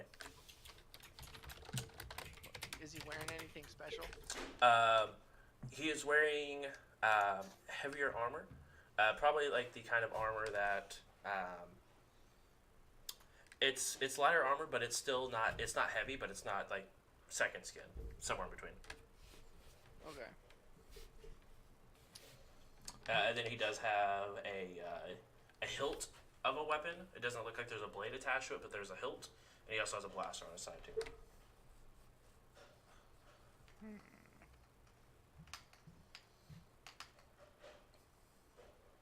What would Patrick do? He's trying to stay in character. While Patcher's doing that, I go through the thing. I drop Gus. I double check my guns to make sure everything's loaded. And Both on the remember you way- have so you're make sure to keep track. Everyone's keeping track of ammo for their batteries and stuff like that, because I know you shot a couple times, as well as your regular gun too. So just make sure we're out keeping track of all And- ammo. I do want to just like make a quick lap around the store and find the rippiest looking knife I can, and just take it, put it on my belt, and head out with Crank. All right, you have a hunt or just a regular, just easy knife. Regular old knife. Knife. It was a butter knife. Yeah, it was actually Okay. literally just has a slab of butter still on it. He just took it. I'm okay with that. I need this. Yeah. Crank and I are heading out. So you have about 10 minutes until they get there. It's really hot, Yeah, you are. but I want to drink it. And there's 4 people on our ship. Yeah, at least that we're out of the 8. You don't know if there's any people that were on there prior, but that you at least have a count of. Yep. Patch, heads up. We're coming your way. Probably about 10 minutes out. All right. Let me know if you hear me. No. Are you double timing it? Yeah, I'm double timing it. All right, so it'll take about 5 minutes. All right. Belay that. I'm feeling like getting some cardio in. We'll be there in like 5. All right. I'm gonna then go tinker with these other carts. Okay. If I can turn them into something. Sure. What are you trying to do with them?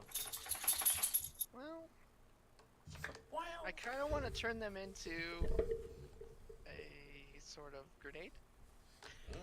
Okay, I'm Make here them for it. overload as Okay. they as I drive off into the sunset and kill people? Yeah. Okay, you know. cool. Go ahead and roll engineering for me. That is a 17. 17. Roll a percentile for me. Is that Elvis? 6. 6. 6%. It could blow any moment, but yeah, it's wired and ready to go. All right. I'll move away from it. Okay.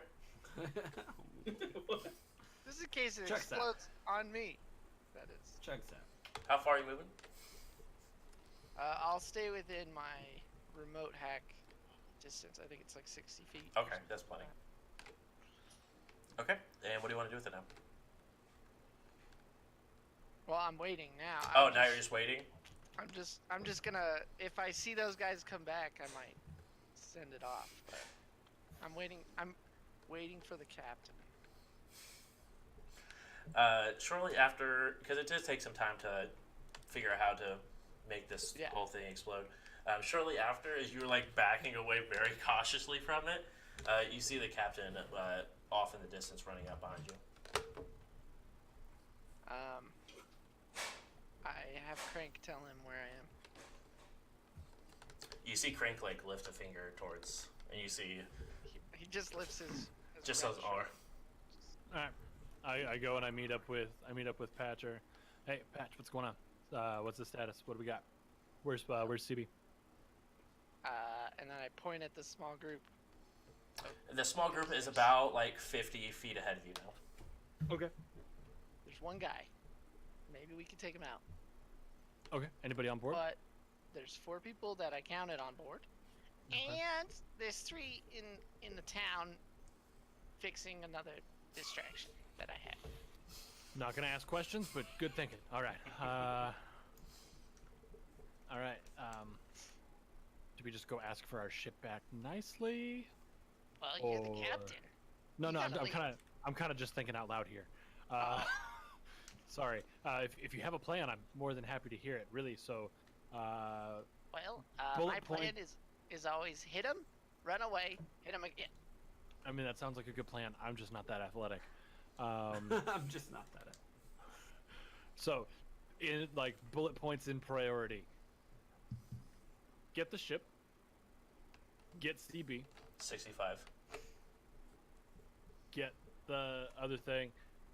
Go. Also, I don't like the way that I just ominously heard a 5 echoing somewhere. I said So- 65, as in like they're 65 feet away. Oh, 65, so they're moving. Yeah, they're moving. Okay, then reorder those those priorities. Get the crew, get the ship, get the rest of our crew, and finish the job. And maybe we look at leaving the planet. But all right. So step 1, I'm gonna go cause a diversion. Okay. You get everybody on board that you possibly can, and then we'll stay in touch via comms and hope for the best. That card over there is rigged to explode. If that helps. As you say that, it just sort of. Some warning would have been. Some more warning than that would have been very nice. But, I didn't do that. oh no. Happened. No, it's cool. It's cool. As a large billow of smoke just begins to emanate from. We should probably move. Okay, you go. Go. Get on Alright. board. Do what we need to do. Even if we have to go park the ship somewhere less legal and we have to come back for the big one later, we'll figure that out. Again, we'll stay in touch via comms. I'm gonna go get our crew back. I got a 23 stealth. As you sneak up onto and into the ship, you're making your way. Downtown. I'm going into the floor too. Yeah. As soon as I can. It's actually like you live in that ship. Next to the entrance door, you have just a hole that automatically just goes into the ship, so you can just like slide in and continue to go through. You're sneaking your way through with the 23. As you're making your way through, Andros, what are you doing? I'm gonna kind of not like sprint, but just kind of hustle to try to catch up to the group that is our crew. as they're being led away. Okay. Are you trying to do it stealthily or just like blatantly just run through? Oh, blatantly.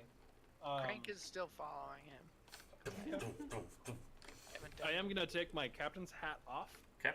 I'm gonna stow it in my backpack. Yep. And I'm gonna, as I'm running up, I'm gonna take my hair because it's longer on top, and I'm gonna pull it up into like a really kind of like hastily done ponytail, just so it's up out of my face. But my hat was getting hot, so I gotta. I'm running to catch up. Excuse me, hey, I think there might be some sort of misunderstanding here. Could we talk about this to whoever the Starfinder person is that's leading them away? State your business. Hey, my name is. We'll get to names here in a minute, but you have my crew. I have your crew, huh? Yep, this is my crew. I feel like there might have been some sort of misunderstanding. And he nods his head towards the ship. Is that your ship? Yeah, that's the Romero. The Romero, huh? Yeah, that's the Romero. I've been piloting that thing for like the last 5 years. We've had some adventures, I can tell you that much. But you have my crew, and we have a job to do. So I'm gonna need them back. I'm gonna need an apology for setting me behind schedule, and I'm gonna need you to kind of get out of my way so I can keep on running my business. Thank you. Damn! Gonna roll a bluff with a +2. Laura, do we have any soy sauce or anything? That already has a +6. Ah! That's a 30. Well, damn, son.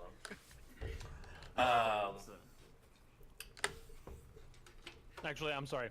I bad math. 28, but still. I was like, you have a +6 and a +2. Then Yeah, no. I was like, die. I was like +6, plus yeah, let's go. Plus 10 total. No, I was like, I got my 20 plus everything else. So, He looks you up and down. Yeah.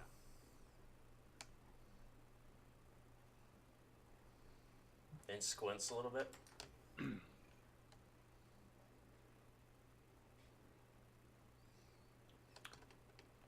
400 credits and I'll let you walk out of here alive, Andros. Oh my god! And he just called me by name. Yeah, as you look at his arm, he has a picture of each of the crew members on his comm link. Oh, okay, cool.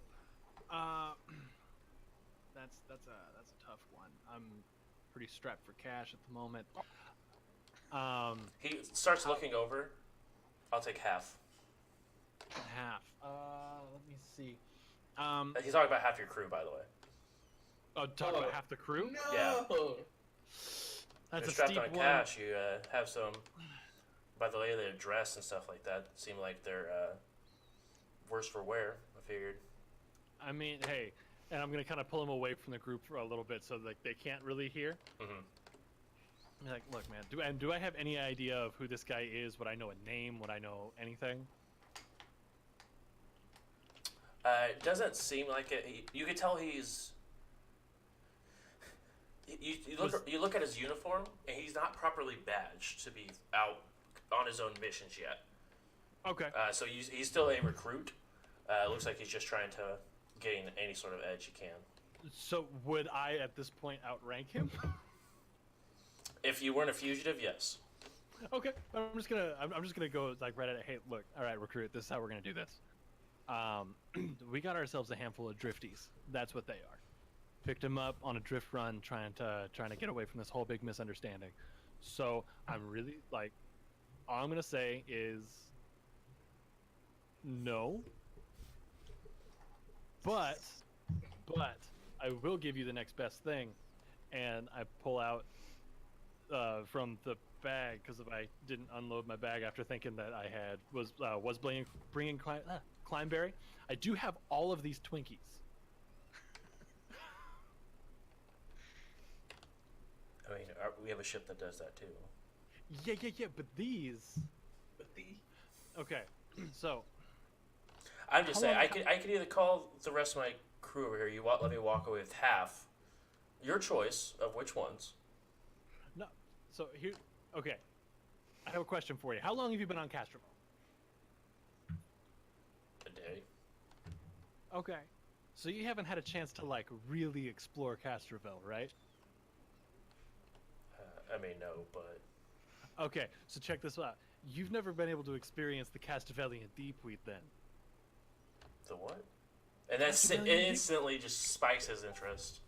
Yeah, dude. The Castrovelian Deepweed. See, all these Twinkies, you may have a ship with a replicator, but you do not have what it takes to make special Twinkies, my guy. You take these back to your crew, wait for leave, and you guys are going to have a great time. Like, this is easily worth probably about 300 credits. Like I told you, I'm a little strapped for cash, but I can work a deal. Roll a bluff check with a -1. With a minus. All right, all right. I like this. I like this a lot.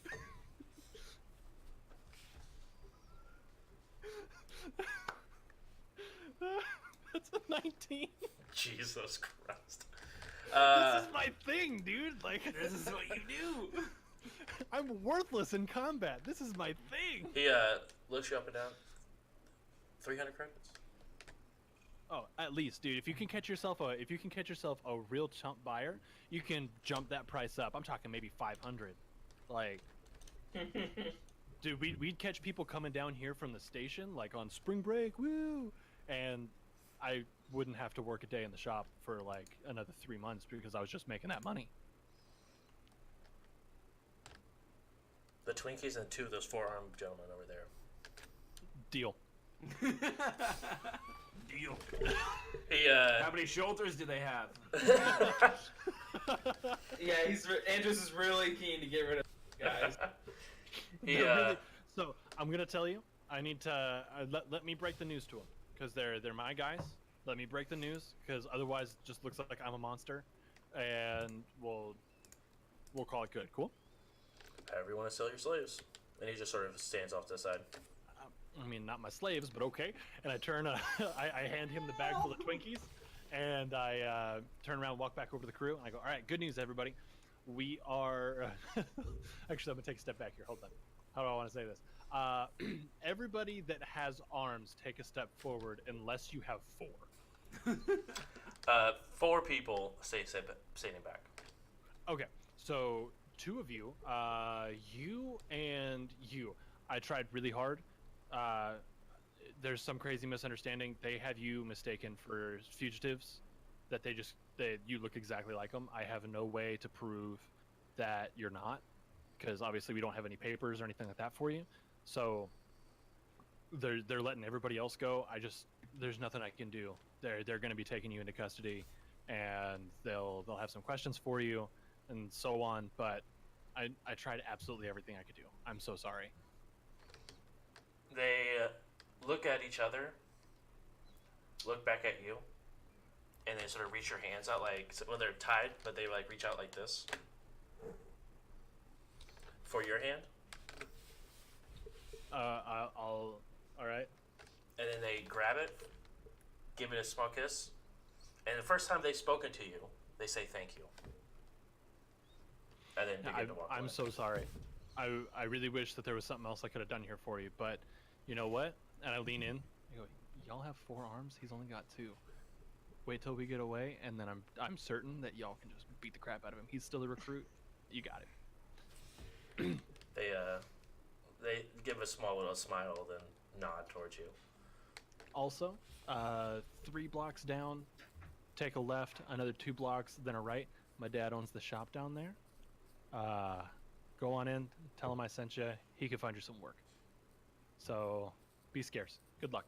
And then I kind of go back to everybody else and kind of shepherd them back to the ship. The guy has your bag on his shoulders now. Hey, you got 8 people inside that ship. Just to let you know. All right. Yeah. We'll make it happen. Patch. There's still 8 people inside the ship, so heads up. And I'm gonna start walking back to the ship. Like rats in here. You see CB run up to you, and while still cuffed, just like nuzzles into your leg. Oh, I'm gonna pick her up and put her on my shoulder, and in Yosoki, you're like, "Hey, what up, CB? Missed you, girl. What's good?" Go ahead and roll Good. a. Oh, actually, you speak it in common, I'm assuming, and then Clink. Or crank. No, we found. Oh, that's out right, you have on the extras. last level. Yeah. Yeah, I have the extra language. So I've been listening to Crank translate Yep. like as hard as I could to try to learn Yusoki, and it's sticking. Yeah. You're still learning. You're getting the intro from it. You know, you're Yeah. like Yosoki too, at this Uh-huh. point. But just like talking to her, hey, how's it going? I missed you. And she her eyes widen because she, for the first time, she understood what you were saying without the translation of a robot. And she just nuzzles into you as you grab her and you begin to walk towards the ship. All God while damn this it, is I love this happening, rodent. Patcher, you're sneaking your way onto the ship. You're underneath the floors. What are you doing? I'm heading for the Fortune. Okay. Yeah, you make your way through. You can hear people walking above you. But you seem to lose them once they get to, you get to where the Fortune is currently resting. So no one's in here? Yeah, you don't hear anyone inside. Okay. Yeah, I'm just gonna go onto the ship. Okay. Start it up. As you start it up, you could start seeing people flood into the hangar area, or the storage bay. As you hear a voice creep into the back of your head. Yes, bring me home. Wow, Crank, I thought you were out with the captain. What's a crank? Well, you are, you dummy. Gosh, I need to update your protocols. I need you to make a charisma saving throw. Will? Will, sorry. Natural 20, so just a 20. Hey. Priest. You feel like your arms begin to turn one way, and then you sort of snap out of it, and you get the ship up. Andros, you hear a loud roar as you hear a very familiar ship beginning to take off inside of your other ship. All right. Yeah, Patch, feel free to go ahead and go pick everybody up. I'll make sure that we got the Romero all good to go here. I will remotely hack the hangar bay door so I can leave. Okay. As the hangar bay opens up, go ahead and roll your hacking. 15? 15, easy enough. You have the system, so it's not all too incredibly hard. You open up the hangar doors, and Andros, you see the ship just take off. All right. Cool. Just a few short moments. About 20 minutes pass, and the three of you, or the two of you that are still sitting next to the corpse, go ahead and roll stealth checks for me.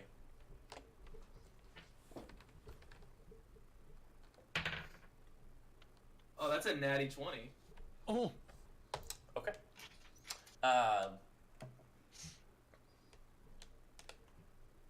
It's been a while. Wow. It's been a couple hours. You guys are bunkered down in this cave. Every so often, you swear you hear just a skittering, similar to the sound that the invisible spiders were making. That used to be in here. And then you start hearing small conversation at the front of the cave in a language you don't understand.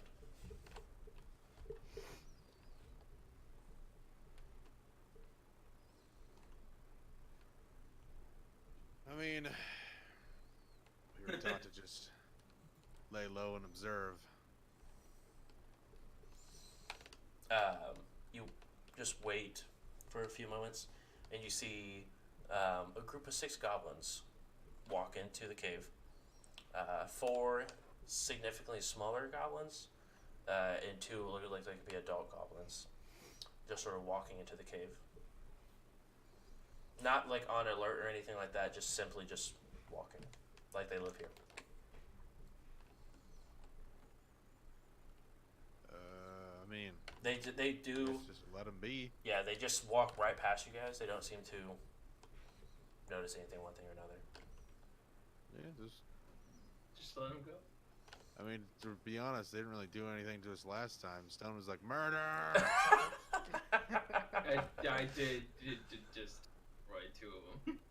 All aboard the murder train. Both of the vests, go ahead and roll perception checks for me.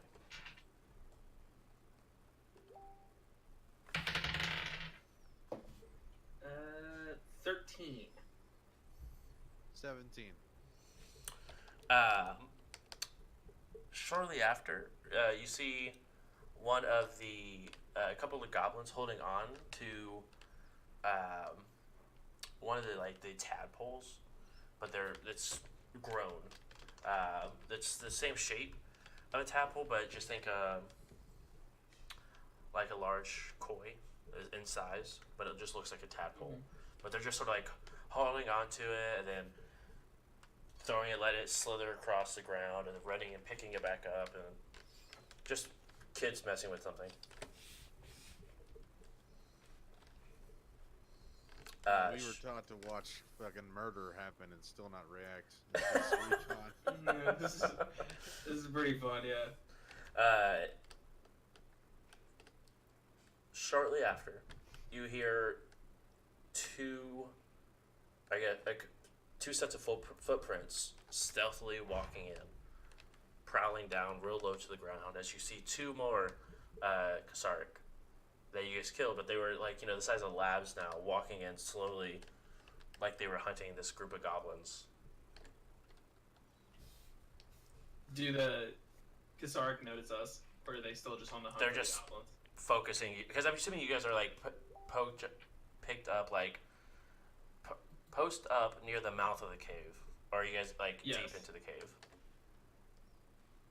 Yeah, we said post up in front of the cave, as they were leaving. Okay, so you guys are post up. They seem to walk right past you.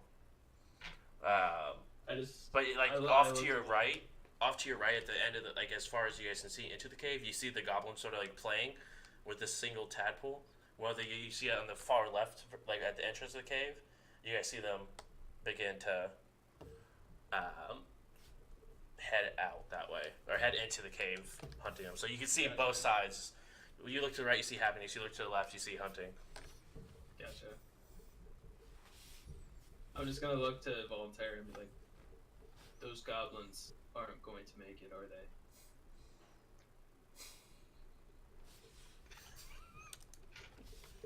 I say we watch.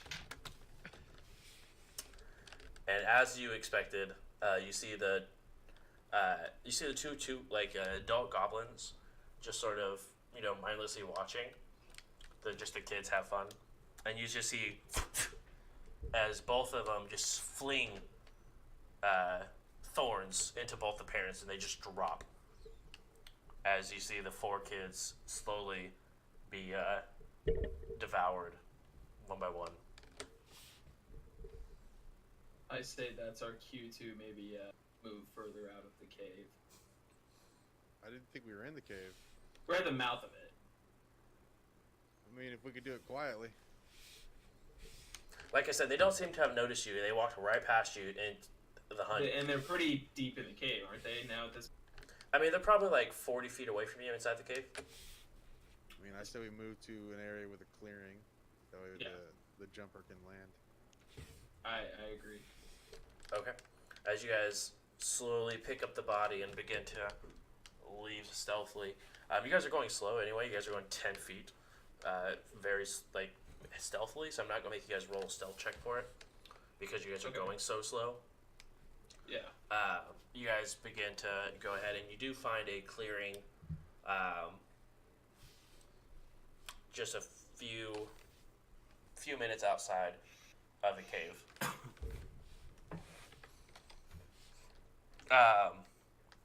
You go ahead, and shortly after you see the fortune begin to lower down into your clearing. Patrick, go ahead and roll a piloting check for me. That is a 26. 26. Just perfectly lands it. I open up the gangway. What did you just call me? So they can just walk right on. You guys go ahead and enter the ship with Beast in tow, and you take off back towards the jewel. Mr. Andros, while they are taking off, you are beginning to walk back into the Romero. All right. I failed to actually bring my everything else mic with me today because we're moving and whatnot. But why is my camera so fuzzy? I was just about to mention that. I was like, Focus on me. there you go. Sometimes you just have to tell it. I failed to bring my other mic, so I'm just gonna do this. You're good. Hey, I'm gonna get on the ship comms. Okay. Hey, I heard there's 8 people in here that aren't supposed to be here, so how's about we just make this real easy and meet me down in the hangar bay and we'll talk.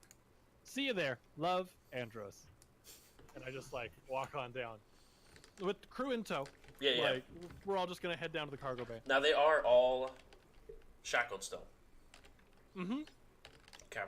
Also, anything that would have been in your backpack, you no longer have. So I don't know if you kept your batteries and stuff in there for your extra ammo. Oh yeah.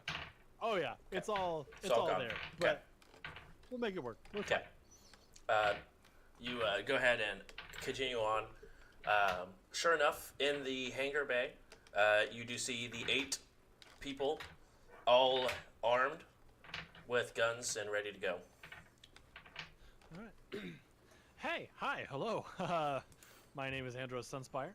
I am the captain of this here ship. You are aboard it without my permission, and I would like to know who's in charge here. You see one person sort of step up to the front. That's none of your damn business, pirate.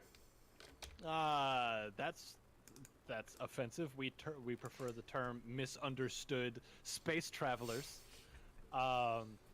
But it is kind of the nature of the situation. I need to know who's in charge here. Is it you? That would be a. He stepped off. Leave the rest of the crew out. Oh. All right, then who's second in command around here? That would be me. Excellent. Hi, like I said, my name is Andros Sunspire. I didn't catch your name. None of your business. Oh, okay. Well, then I'm just gonna call you Chappie. So, Chappie, here's how this is gonna work. Me and my crew, we're gonna take my ship back, see, because I think you might have it confused with a different ship. This is the Romero. And everything that you've heard about me didn't actually happen. We were set up, we were framed, we were just looking for help, and things went south, and now we're looking for a scapegoat. So, you can either get off my ship, or I can have the ship's defenses get you off my ship. He looks, as soon as you mention like your crew, not assuming like the people you're talking to, he begins instantly looking around, trying to see what access points and stuff like that, like 2 Vesk, an android, a human, and a Yosoki and a robot could all sort of like pop out of and just like wreck their day. The robot would be with him. Oh, I guess the robot's there, yeah. The robot's with me. So and they're he like has his looking. mining laser still. Yeah, and he's just sort of like looking for the rest of this crew that they're looking for. I would have on the way. I'm very sorry. I did not say this. You could completely tell me no if you would like, because I did not say it. I would have liked to have stopped by the galley really quick to grab like a small like glass container and put like a little bit of water in it. Sure. All right. So, are you going to leave? Andros, we know who you are. And we know what ship this is. You can rename the ship as you want it, but we do need you guys to come in for questioning. That's all we're asking. Define questioning, because like from your side, it looks pretty clear.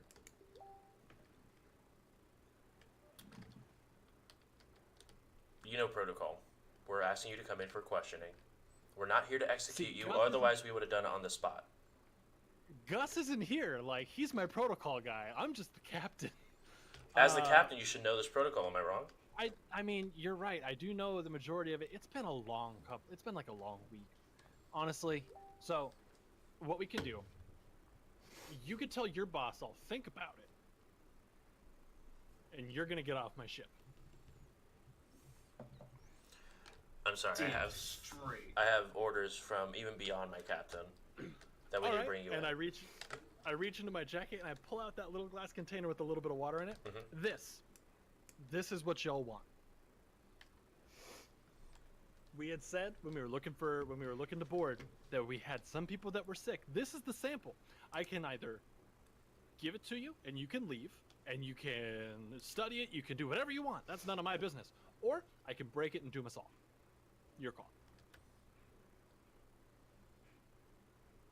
Roll a wealth check. Or whatever you were trying to do. You know what? I'm going to use Veiled Threat, which is kind of my thing. I can make an intimidation check and have, if it works out wrong, it still doesn't push them into hostile. Oh. like Is that a class ability? Yes, it Because is. that's hot. Yep. So I can just be like intimidation, but you're not gonna be pissy if it doesn't work. Exactly. Every role player's dream is what you're relish in it. As a say level whatever two, you- as a say level two whatever you ability, it's want fine. with no consequence. Exactly. As a level 2 thing, just like, and this is how this is gonna go. We're back to living in 2003 when things weren't so offensive. So that's a 23. 23. Let's see how this works.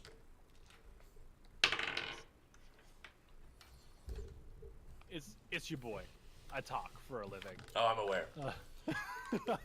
But so does this guy. I mean, like, sure. So, listen, we don't need to be dressed. We're not here to jail you. We're not here to execute you. We don't know what happened on that ship, and that's what we want to know. I can tell you what happened. There's on that ship. I evidence. can tell you right now. There's evidence from both sides.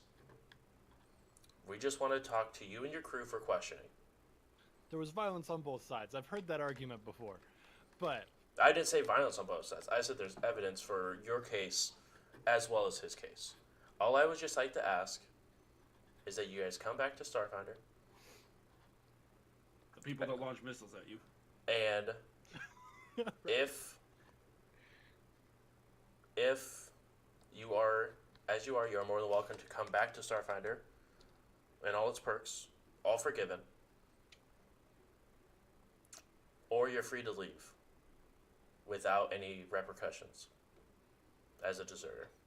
I mean, that's real tempting. God damn, that's real tempting. Yeah, no. It's 4 questions, Andros. Okay. Counteroffer. I'll go on record right now with my account, with my crew's account, of what happened, and I'll give you a sworn affidavit saying exactly what happened, what went down there. You can send that. We'll stay right here on this planet. No harm, no foul. We're not causing ruckus. We're not doing anything. You know where to find us. You can take that back. If you have any further questions or anything, you can come talk to me here. I'm not going there. I'm not submitting my crew to any sort of questioning. I am not subjecting myself to anything further than that. You can make your decision based on what I have to say right now. This is why he's the captain. He takes a minute, and you can tell that the rest of his crew is getting antsy. Like, they're like, why is he even talking to this person? But you can see that this gentleman you're talking to is contemplating it. He's a man of reason. Andros, you and I both know we need a little bit more than that. There's nothing to stop you guys from doing what you guys did and just drifting out. You know what? That's fine. Yeah. How about this? You can take... Your little friend, crap. and points to CB. Listen, No. she will not be harmed. She will be well taken care of. You have my word. And I know it respect doesn't that. mean that much, but from one, and as he says this, he sort of lifts his cap off. He is the same race as you. Someone that was born and raised from this planet. On Crashville blood, you have my word. Damn. I kind of look at CB. She And looks look down back at you. him. And in Yosoki, just, do you trust? She responds in the back. What? I didn't understand anything you guys were saying. Okay. Just, do you trust me? And she gives like a very, it has like a little smirk and just gives you a nod. Okay. And hold on one second. Let me continue talking to this nice man here. All right. I take the blood swear there pretty seriously, but I have one more counter offer before I go that far, because this little girl here, she means a lot to me. How about I give you? I'm trying to think of the part. I should listen to Patcher when he talks more. Pretty much the thing that makes the drift drive go. Like, I can give you our like drift spark plug, Like whatever that's called. The drift core. Yeah, I can give you that. So we're stuck. We're not going to drift out. We're here. So we're not going anywhere. We'll be right here. You know what? I'll even give you my direct comms line so you can get in touch with me if you have any other questions. That way, we can just handle it. Because again, I want to trust you. I really do. You have to think about the wall that I'm up against with my guys here, with my crew. I'm not going to put them in that kind of situation. Do you know how like two-faced and how just overall shitty I would look to my guys? And that's why we said you don't have to come with us. We just want your word until we can bring that word back to the command. I just need your friend to say I know you won't go anywhere. What about our drift core? Like, we could still, like, sure, I guess we could still fly off, but we're not going to get very far. Like, I know you have another ship that's not here. I heard it go off. yeah, that's our jumper, dude. Like, the Fortune, that thing was messed up. We had to ditch that a long time ago. This is the deal. Your little friend comes, stays with me, what? and I will take this word and send it back to command for them to review. And then if we need to go in any further actions, we can go ahead and then have another discussion. And she will be brought back to you unharmed, even if evidence is found against you. Okay. You know what? Do you have anybody with you that speaks Yosoki, or do you speak Yosoki? Because she only speaks Yosoki. And you see him like go over that, like just press his ear, and coming out of a couple minutes later, you see a Yosoki come on board. He is in just regular clothing. He doesn't look like he's any part of Starfinder, but he just looks like he's a translator that they had. Okay. I'll kind of wave at him a little bit as he comes on board. He sort of just nods. This right here, he's my friend. He's a dear friend of mine. He's very fluent in the language, obviously, and he's going to be the one that's primarily taking care of her, because I don't know how to take care of a small child like that. But I get it. He does. I get it. So I'm going to crouch down, and I'm going to pick CB up and kind of put her on the ground in front of me, and I go, hey, like, this is all in Yosoki here. Like, things are a little bit complicated right now. So you're going to go with this nice guy for just a couple of days. It's not anything scary. I just have to make sure that everything's safe for you here, okay? Then as soon as it's all clear, you're going to come on back, and we're gonna keep having adventures and eating Twinkies. It's going to be a great time. So just give me a couple of days to make sure that everything's all worked out, and we'll be gold, okay? She sort of just nods to you,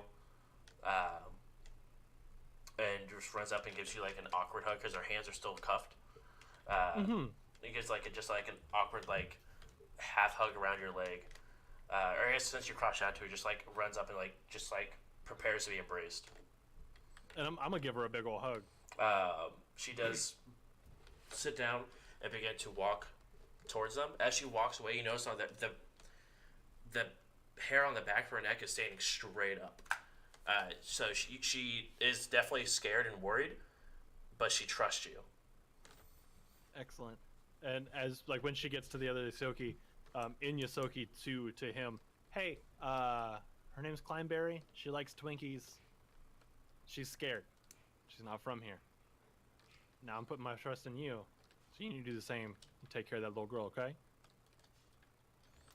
And back in Yosoki, and you can tell that it's just the voice itself is raspy. He's an older gentleman, but back in Yosoki's like, I have no allegiance to this company. I'm just here to do a job. All right. Well, excellent. And then back in common to the Starfinder gentleman, the Lusitanian that I was talking to. All right. So statement or what? Yep. And as this go ahead and goes on for this statement, you end up hearing the sound of the ship return with the rest of your crew. As they're coming in, I'm gonna like hold my hand up to stop to kind of pause the recording. These are my guys coming back. Let me just tell them really quick what's going on, so everybody's on the same page, so nobody gets jumpy. Cool. He holds his hand. Please. They're the one with the big guns. And he just like a nervous laugh. Oh, they got big guns. Hey, Patch, Val, Stone. We got dudes on board. I worked a deal. We're not going anywhere right now. They took CP. I'll talk to you about that a little bit later. I'm kind of giving them the rundown of what's going on as to what happened originally with the other captain and everything there. So just stay on board the Fortune for a little bit. It's pretty jumpy out here, so I don't want anything going off and causing a ruckus. Cool? A deal? Yeah. It's a shaky one, but we'll work it out. And then I'll go back to finishing my statement. Okay. And then that would be something that you and me can go ahead and do off screen. Is just that rundown of that statement. Yeah. Just that way I can have that. But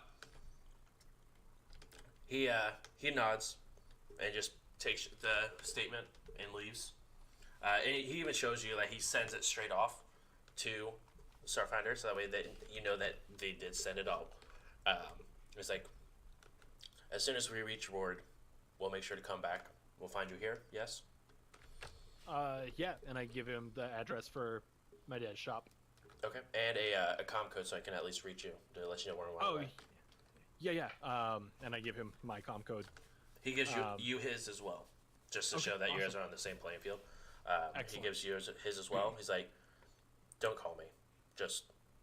You know. Yeah, no, I would tell you the exact same thing. Only if it's pertinent. Nothing against you. Just, I'd really rather keep this business. Not and looking for a friend here. He gets his collar all set in his Starfinder uniform, grabs his hat, and begins to head out. Hey, before you go, I just want to tell you, if you're really looking to make an impression with the uniform, leave the collar open a little bit so it makes it look like you're constantly working.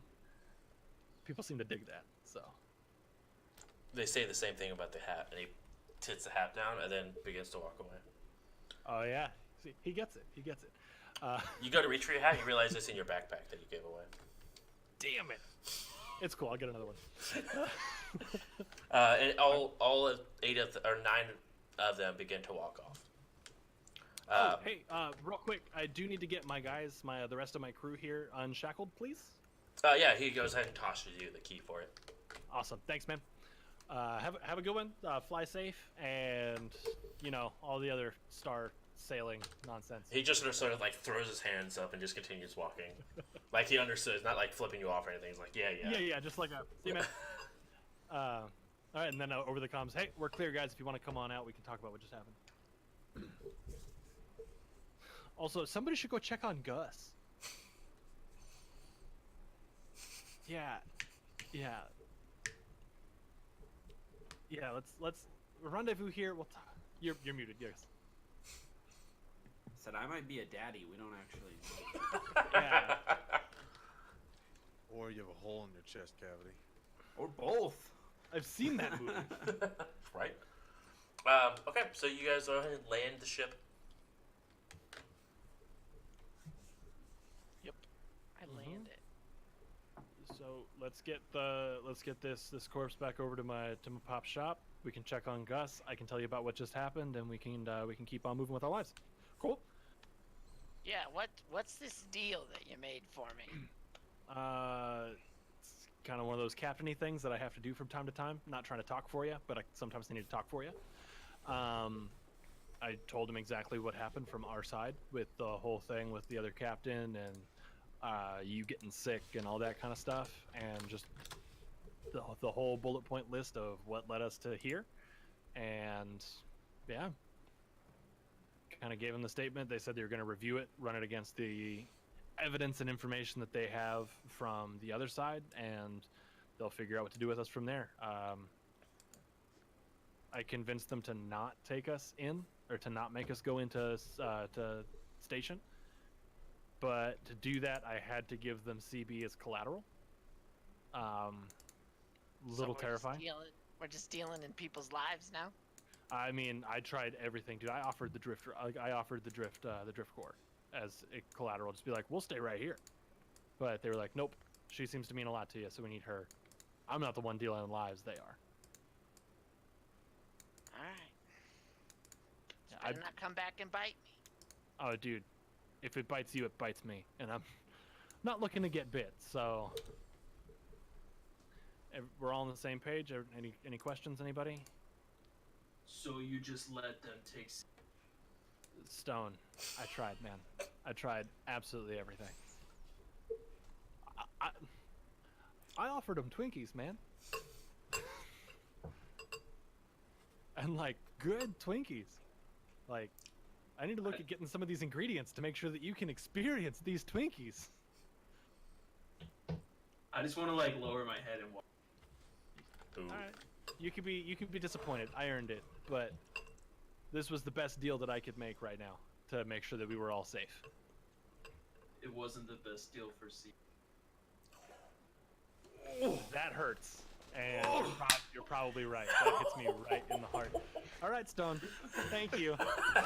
Thanks for talking. With that last word. And go.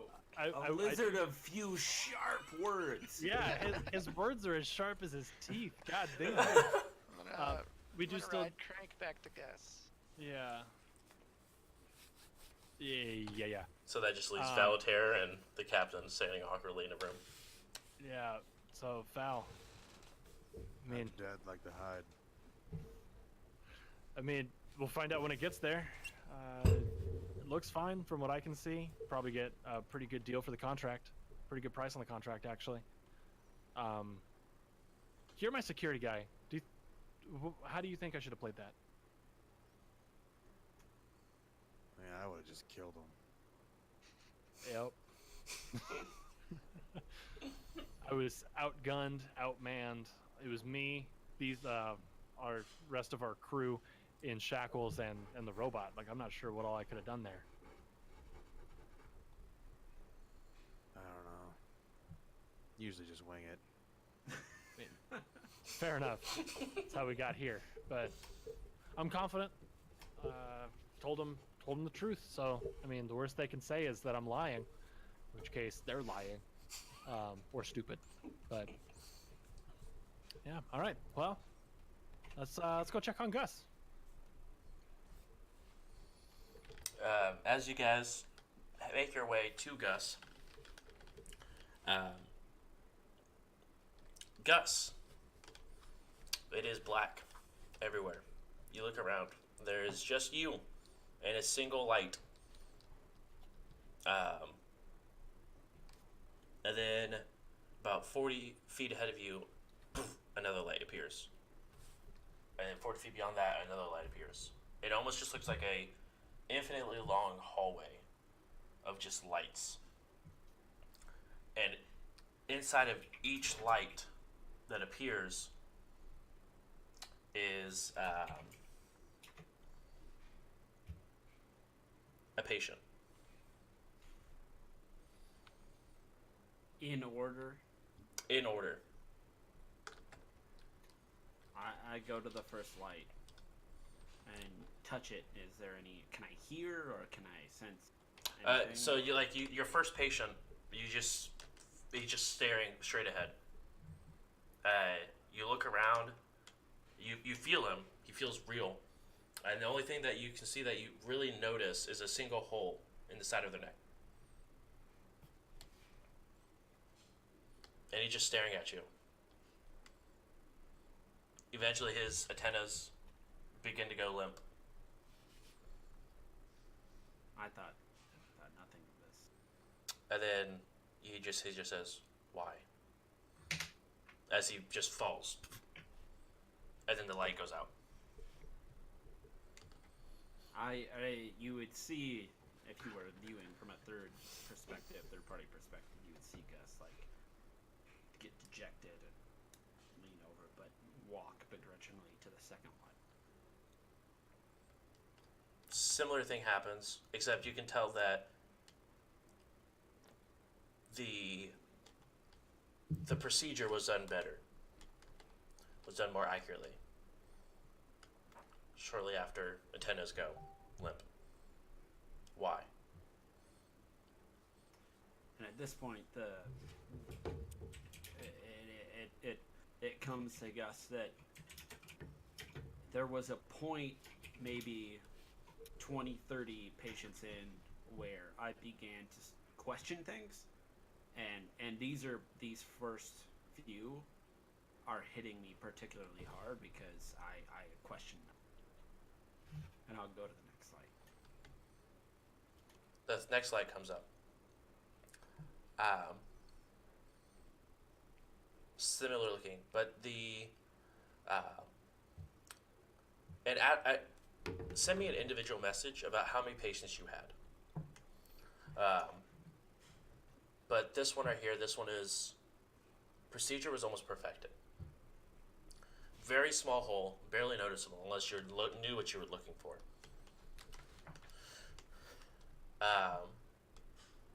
This one begins to look around and then sees you. Why?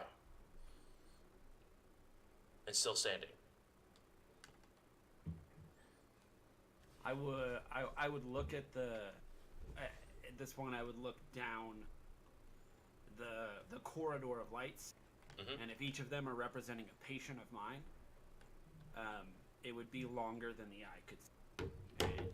And I would maybe take a few more. However, the first, like I said, the first 20 or 30 would probably be a very similar fashion. And before that 30 was up, I'd quit looking at them, and I'd just start basically feedling in a corner. I couldn't take reliving those. Right before that breaking point, however many that is for you, one last one stops you. And it's a younger gentleman. The youngest patient you've had. What race? Same race. The ones, I can't remember their name. What's the one that you antenna? The one you are, Andros. What's the race you have? Lashunta? Lashunta, thank you. Lashunta. It's the youngest one. It's the one that you felt the most guilt on. He sort of just looks right at you. Doesn't say anything. And then reaches out and grabs your arm. It's the first time they've moved other than just falling. And he just looks and he goes, "It's okay." And then falls. I couldn't move toward the next light. That would be a breaking point for Gus. I couldn't move toward the next. As you feel like you're about to mentally just break, you see a bright flash. And you see a ceiling. Wooden ceiling. You see Andros' dad as he's intricately just, and you feel like this sharp pain now that you're awoke. And you look down at your arms and you just have slash marks all up and down majority of your body as he was trying to go ahead and precise, and they're not like just like, slash, but they're very precise in what he's doing. Just precisely just grabbing each one. And you go and count. And the 23rd patient, that's how many slices you have on your body. But you are awoke. You look around and you do see that there are 23, and he has the little larva in a little container. And you see 23 larvae just swimming around in a little beaker next to you. I wake up and don't do much for a while, maybe not a long time, but I take a minute or two to kind of realize what's going on.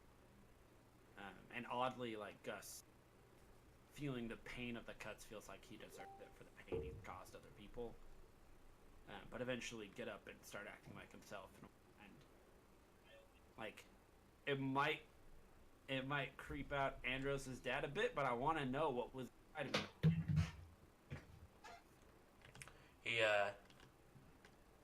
Andrew's dad looks down at you. You okay? I know that can be painful. Yeah. What are these creatures? And if they're in like a jar, I'll pick them up and like start inquiring about them. Those were inside you. That's what was making you sick. It was they go in and they stop your body from functioning. That's how they grow. They just sit in your veins and then they just grow, feeding off the blood, and then you just don't get blood to your oxygen. You go into coma. And then eventually you Interesting. die. Does the beast impregnate its enemies then, or is there some sort of mating ritual? They're asexual. They hit you with a stinger that fills you, and then you become its breed until it eventually. And he tries to say it in the most sensitive way possible until you sort of just burst, and then there's a bunch of little Kasarks running around. And I'll blatantly, with little emotion, say, fascinating. How did you get them out of me? And I want to learn the procedure, like if I ever be able to do exactly what he did to me. It takes a lot of practice, but careful precision, just massaging, make sure that they get stuck in one area, slicing it, opening it up. Is this a common ailment? This is a thing that you commonly have to do with your hunters? Are there if they hunt this, multiple species that do this, or this is the only species that I know that does it. But again, that's only on Castroville, and more specifically if you go into its den and its mating season. So it's very, I guess, specific. Sure. And what species? And I'll just from there, I'll just start inquiring with Andros' mother about his hunting knowledge and all of the species that are on cast. We can fade to black because it's gonna go on and on. As you guys end up showing up there, you guys do see Andrew, or you see Gus, wide awake. He's just completely shirtless. He has a towel over the goods, and then but you do see multiple slash marks all over his body. But he's sitting up having a conversation with your dad about just different beasts in Cashville. All right. Then, as we come in with the body of the beast that we were sent, just Gus, good to see you awake, man. You had me worried there for a while.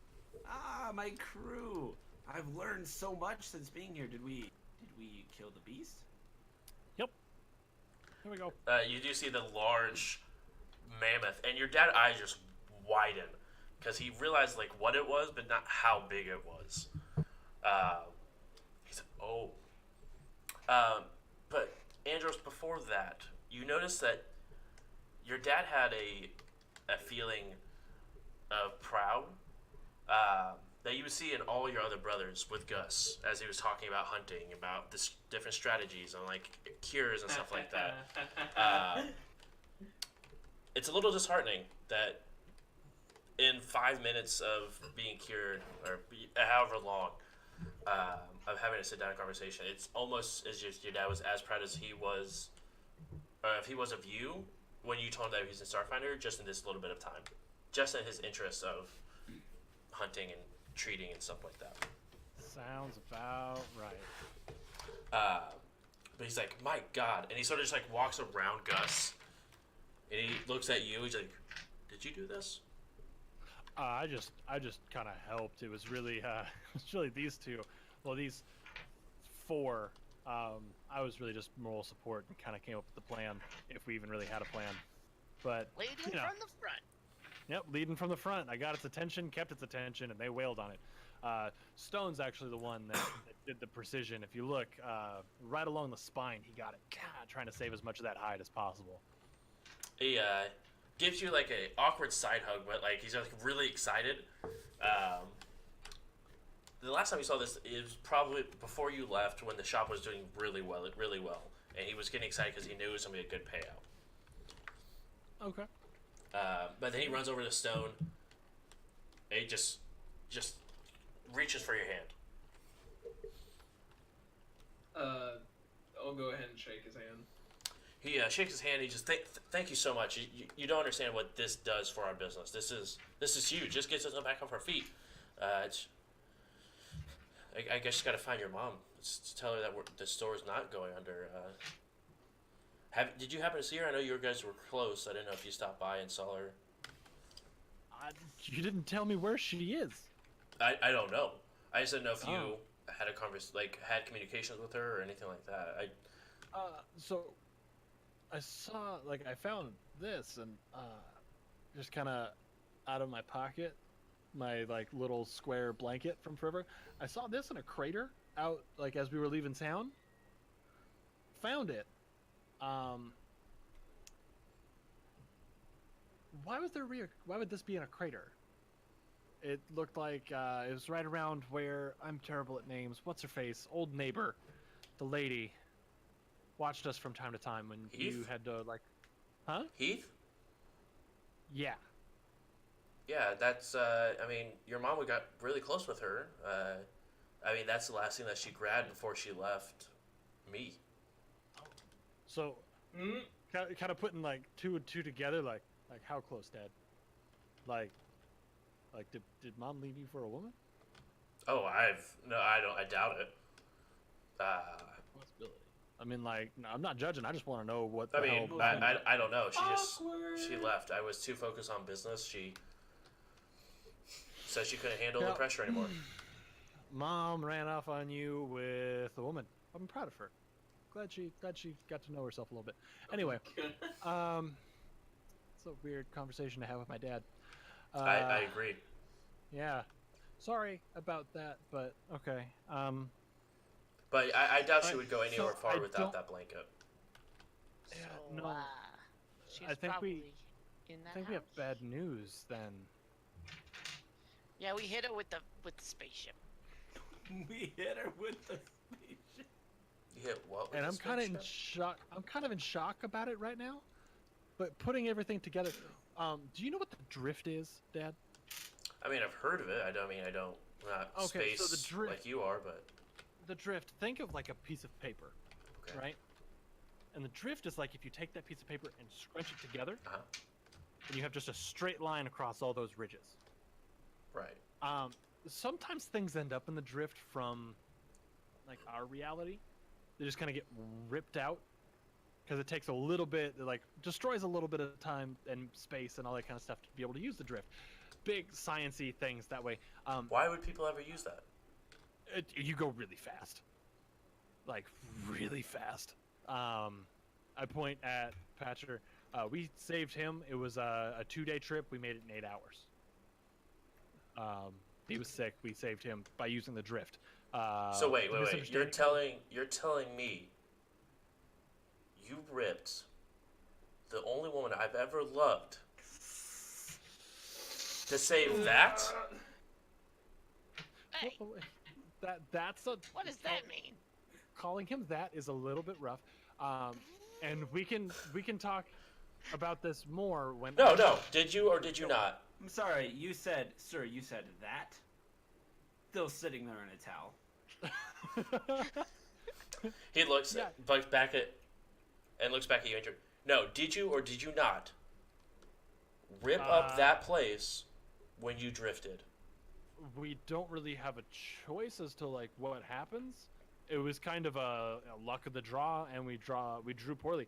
I'm gonna be a wreck about this in about 10 minutes when I can actually process what I'm saying. Get out. How about we talk once we've both had a chance to kind of process what's going on? Just because we hit the house doesn't mean that Mom was there. And he just goes towards the back. All right, you think about it. You think about that. We're gonna stay here. I'm gonna deal with me. You deal with you, and then we'll figure out a way to figure out what's good with Mom. He called me a vet. I'm very sorry about that, Patcher. But that before you go, you can be mad at me. You can be whatever you want. Where's the rest of the family? I don't know. You don't know where anybody is now, do you? You know what? No, we're gonna have this conversation right now. Yeah. Here we go. Get Here we go. him! I'm getting mad because you Get don't him! seem to know where anything is going. I just imagine Gus sitting there on the table going, "Yeah." And just a towel. I'm in character.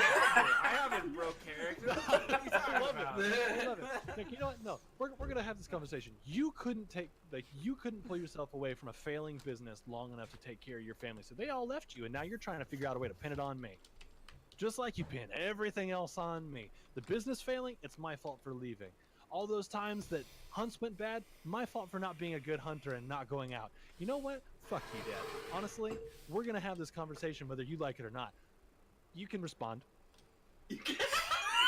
I poke Val with my elbow and I go, glad I don't have parents. How about you? I'm At not this the point, right guy I'm to gonna have talk to about this. Crank walk and block the back door so he can't leave. Sorry, when I was saying back door, it's like a storage room, like a. Yeah, just Yeah. get in the way. He turns around. Listen here, you little shit. You're the one that you left. Your brothers are out on a. And you can tell he's frustrated. He just stops, takes a deep breath. On a what? On a what?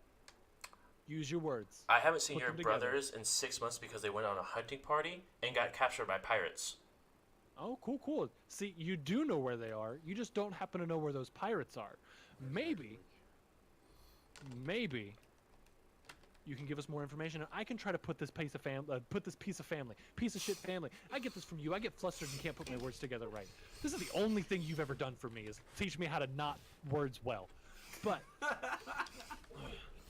I'm gonna be the one to have to put this piece of shit family back together because you are too wrapped up in your little egotistical. I have to have a legacy ass bullshit of a company that's failing. By the way, proud of you for that. You had to wait for me to come back so you could get off your lazy ass to put it back together. So how about you write down the last place you know where they were, and maybe I can convince my dudes to do this again for the family with not much more compensation except for a firm handshake and a proud of you son, which you still haven't given me. You gave Gus, the proud of you son that I've been working for my whole goddamn life.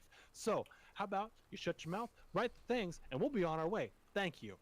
He simply just takes a pencil and just draws a circle on the counter.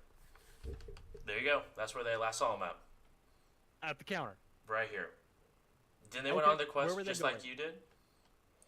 They went out to...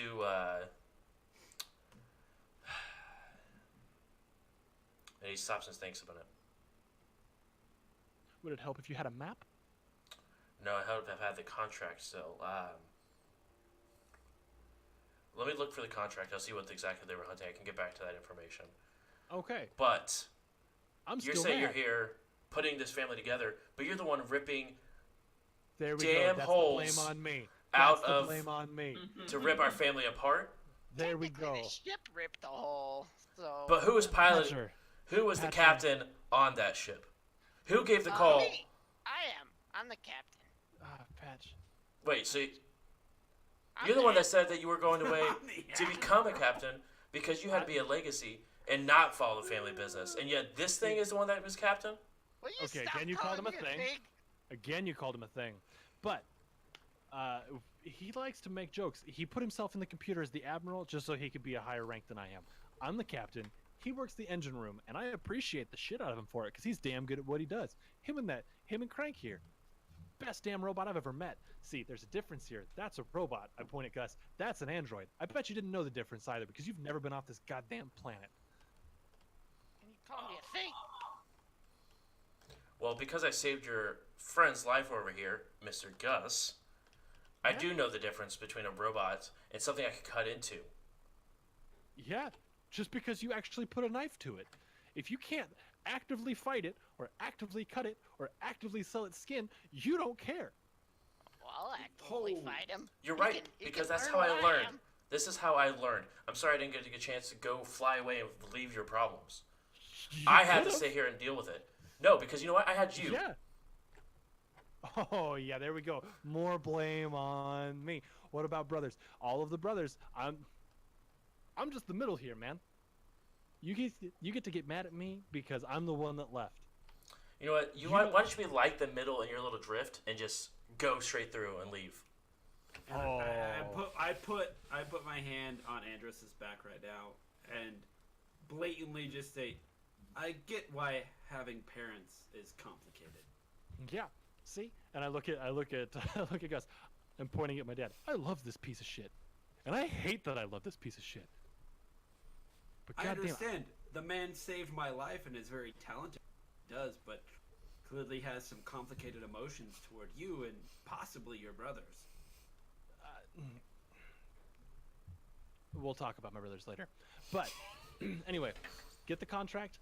I'm gonna go wait outside. Bye. And I just turn around and walk out. And I'll turn to Papa Andros and say, I believe I am now business party in this negotiation.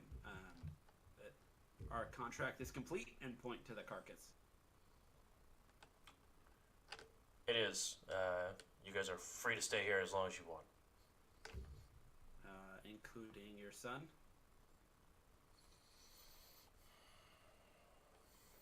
Get out of my shop. Let me think about it. To be completely honest, this is a waste of time because now we're working out a deal. We can just sleep on the ship. Just take the fucking hide and be happy. I'm gonna go sleep on the ship. I was probably gonna go do the same. To be honest. I do whatever Val does at that point. I don't. Gus from the table. Can someone get my pants? Stone and Patcher and Crank, do you guys leave as well? I give him very, very evil eye, and then I do. Can I take my flame Dushka and like cut off one of the feet of the monster and take it with me? Sure. Dude, take a tooth. I just want to take. You have a paw. Mind you, this paw is like gigantic. Yeah, it's like. Yeah. Yeah, but he's a gigantic lizard, and Yeah, I'm gonna just carry it with me. Yeah, I was just letting you know you have just literally just a giant paw. It's like, this is mine. He makes I'm his just gonna, seed I'm out. just gonna, and then I'm just gonna make look like at. a necklace out of the. Yeah, I'm just gonna look at. I'm gonna look. Like He's gonna be the foot collector. contract said only 10 claws. I killed it. This is. I'm so for it. You guys head back to the ship. It's been a long day. Get some rest. I sleep in the Fortune's engine room. I go log. My hammock's still there. And I'm too lazy to move it. The information that I received from like Andros' father. I go log all of it, my journal or book or whatever it is, so that if we ever run into that again, I can help folks. Roll a computer's check while you're go ahead, because you go ahead and type that stuff in, and you realize that the old database is still active. Ooh. Computers is 24. 24. You search through. There is a locked file that just has the captain's name on it. That's very well hidden. I click it. It's locked. It's asking for a password. Yep, password. And Is it? Wait, is it Andros' file or the cap? The previous captain's. Okay, the previous captain's file. Okay. Kamikaze captain. Gus is reminded that we still don't know where the fuck Ori is, and I say, Captain, have you seen Ori since I've been asleep? That is a very good question. No, but he's a smart, resourceful lad, and I'm sure he'll turn up soon. I agree. Yes. Remind me if I forget. I have a task for him. We Thank should move the ship and like play a prank on him. I would really rather make sure that everybody from my main crew is back on board safely. Though I Get do, back. I do love the concept of the prank. Maybe later. Captain, Yeah. I notice our guests are gone. Where did they go?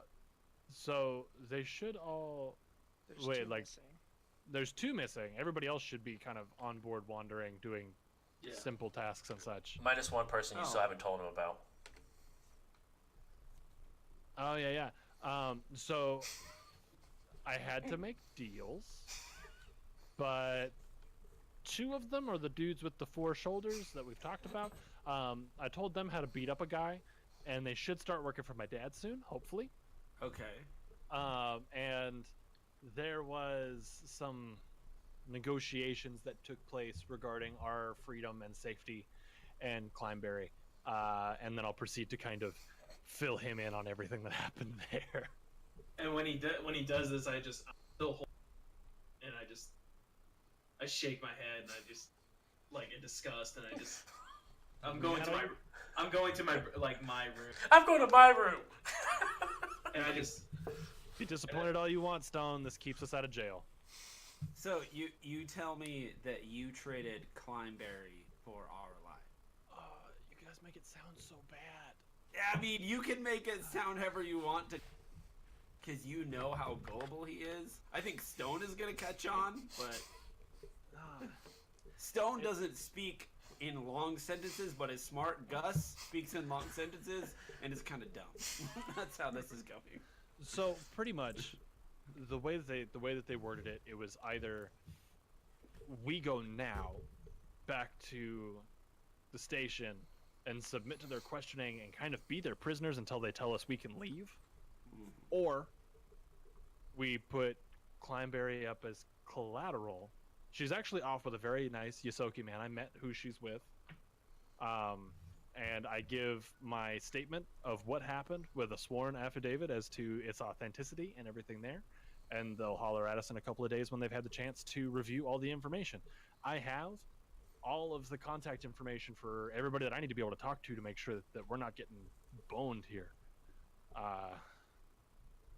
From all the running and everything that we've had to do, I was not about to turn around and turn us in. Like, So that's as not soon how as to play that this game. as soon as that communication ends, Stone gets a private communication that says, "So if shit goes sideways, we go get Climeberry." and then I just over the comms, you're damn right we do. And that's it. There's no response. All right. You guys have anything else before you guys would like to crash? I would like to go find Val. Val, you got a few minutes, whatever, however long. I have rage that I need to work out, and you seem like the perfect person to throw hands at and with. Maybe you could teach me how to fight better. But all I know is that I have fists, and I need to flail them repeatedly. Oddly, Gus comes in with the same request like seconds after. You want me and Stone just to throw a whole class for the whole ship?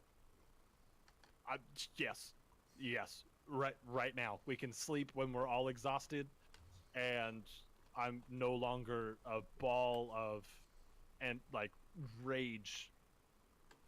I thought I outgrew this teenage parent rage. Damn it. Crank shows up, but Patrick doesn't. Just find a guy with a wrench. As this goes on, you guys have this little montage training session. I was gonna add something. Yeah, go ahead. Oh, sorry. Don't be sorry. Go ahead. Yeah.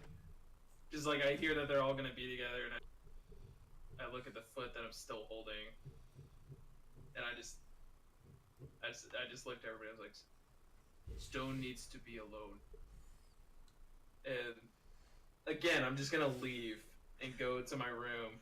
I place the foot like at the foot of or on a shelf, and I'm just sitting like in my chair, and I take out a Twinkie. I like break it in half. I put one half like on the table, and eat the other one. And I just like, The homies. and I look sadly, and it says, "This will be for you when you come back." Jesus. So I'm not joining them. I'm not joining them. Christ. I would say it'll be stale, but it's Twinkie, so it won't be. That's true. Shh, Stone doesn't know that. Voltaire is the logic we need on the ship. For real. He's the emotionless like he's our Vulcan. Like That's true. he's our Spock. Yeah. Which is weird because the science officer android is not the Spock. No. Training montage. Yes, training montage. At the end of it, you realize you have a missed message on your comm link from your dad. Okay, I listened to it. Actually, I'll just call him back. No answer. Okay, I'll listen to the message. Hey, I know we left off on the wrong foot, but well, son, I'm damn proud of you. Contract's here, and there's another contract here waiting for you as well. Hope you like it. Goodbye. And the phone just keeps going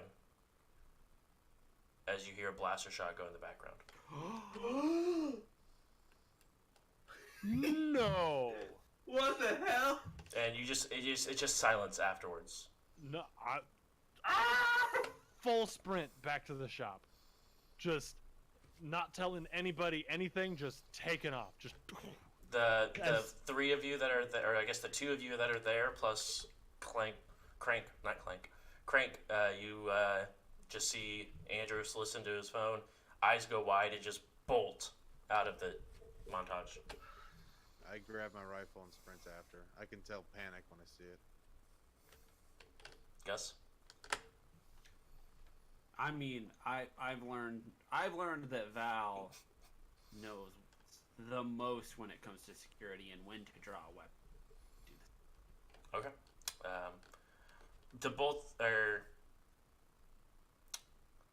Stone, go ahead and roll perception check. Alright.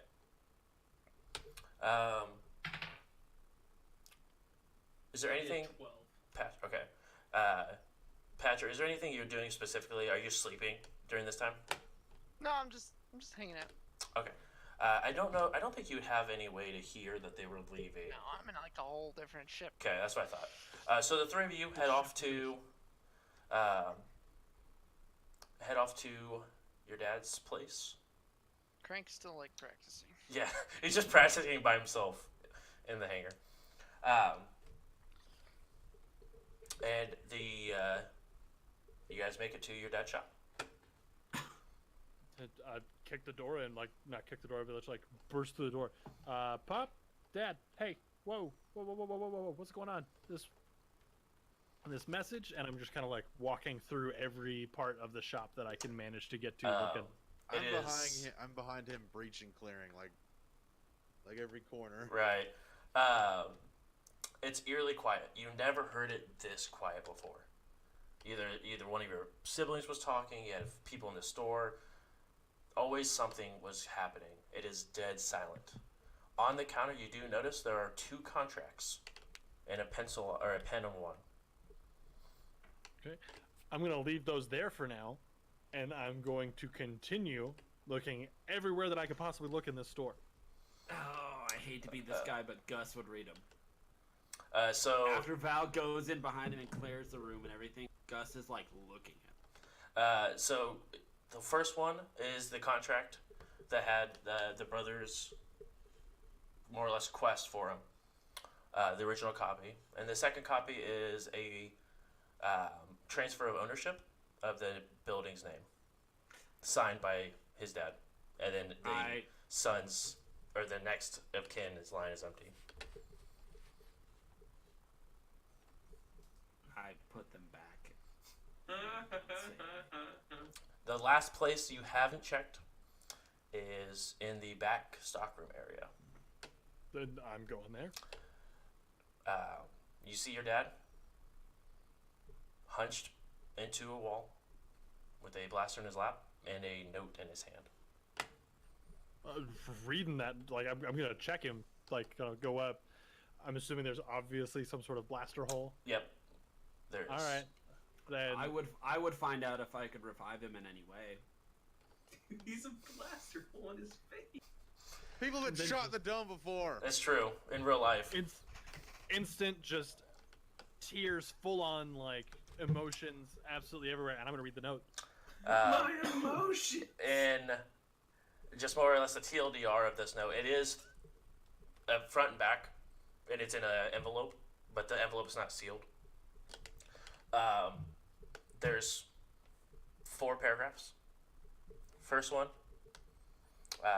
is talking. It's like as if it was talking to if your mom found the note. Even though what he thought she was gone, still had it. The next one was one of your brothers. The third paragraph was the other one of your brothers. And then the last paragraph, which is the longest paragraph, is made up to you. My dear Andros, I'm sorry that we left off all the way we did, but, and I don't mean this horribly, but I can't look at you and not see her. I know you're hurting too, and please don't follow by example. You have a good group around you. Don't let it slip. I'm proud of you. I know that you left. We had a rough time, but we had a good going.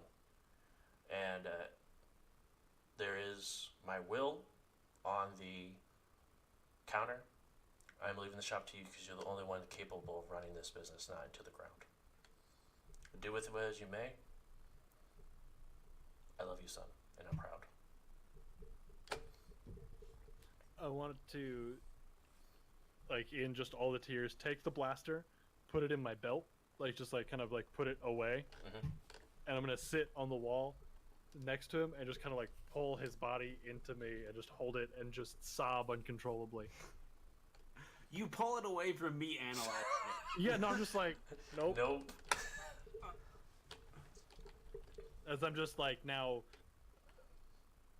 done, more or less, just full feeling absolutely everything. My mom's probably dead because we hit her in the drift, most likely. Dad just Roll a died. perception check. Everyone who's there, roll a perception check. Minus Val, The funny because thing- Val is still in the- the front area, correct? Are you in the front of the store? I Okay. followed him Everyone. through every room. As he walked in, I was breaching. Okay. Everyone roll a perception check. Andros, you get a -2 for it. Okay. The funny thing is that the 2 people that are in the room are the 2 people who really don't give a fuck about parents. But I got a 14. 14. 15. 15. 22. 22. All 3 of you hear the front door slam open. And a familiar voice speaks out as a woman looks. Hun, are you here? No. And you just hear her say, no, no, no, no, no, no, no. And like beelines it straight to the back hall. And before Is it you, Mama? you see your mom. And I'm just gonna be holding the body, just tears, just go. I couldn't. Words. We yelled. I blamed him. He blamed me. I don't know. I couldn't stop him. I went. We were mad. I don't know. I'm just gonna continue rambling. While Vesk don't understand emotion, I don't actually get emotion. So I'm actually looking toward Val like I don't know what the appropriate response. We 100% understand emotion. The emotionless part is more Val than it is the race. She just sort of takes a deep breath. My sweet Andros, you don't deserve this.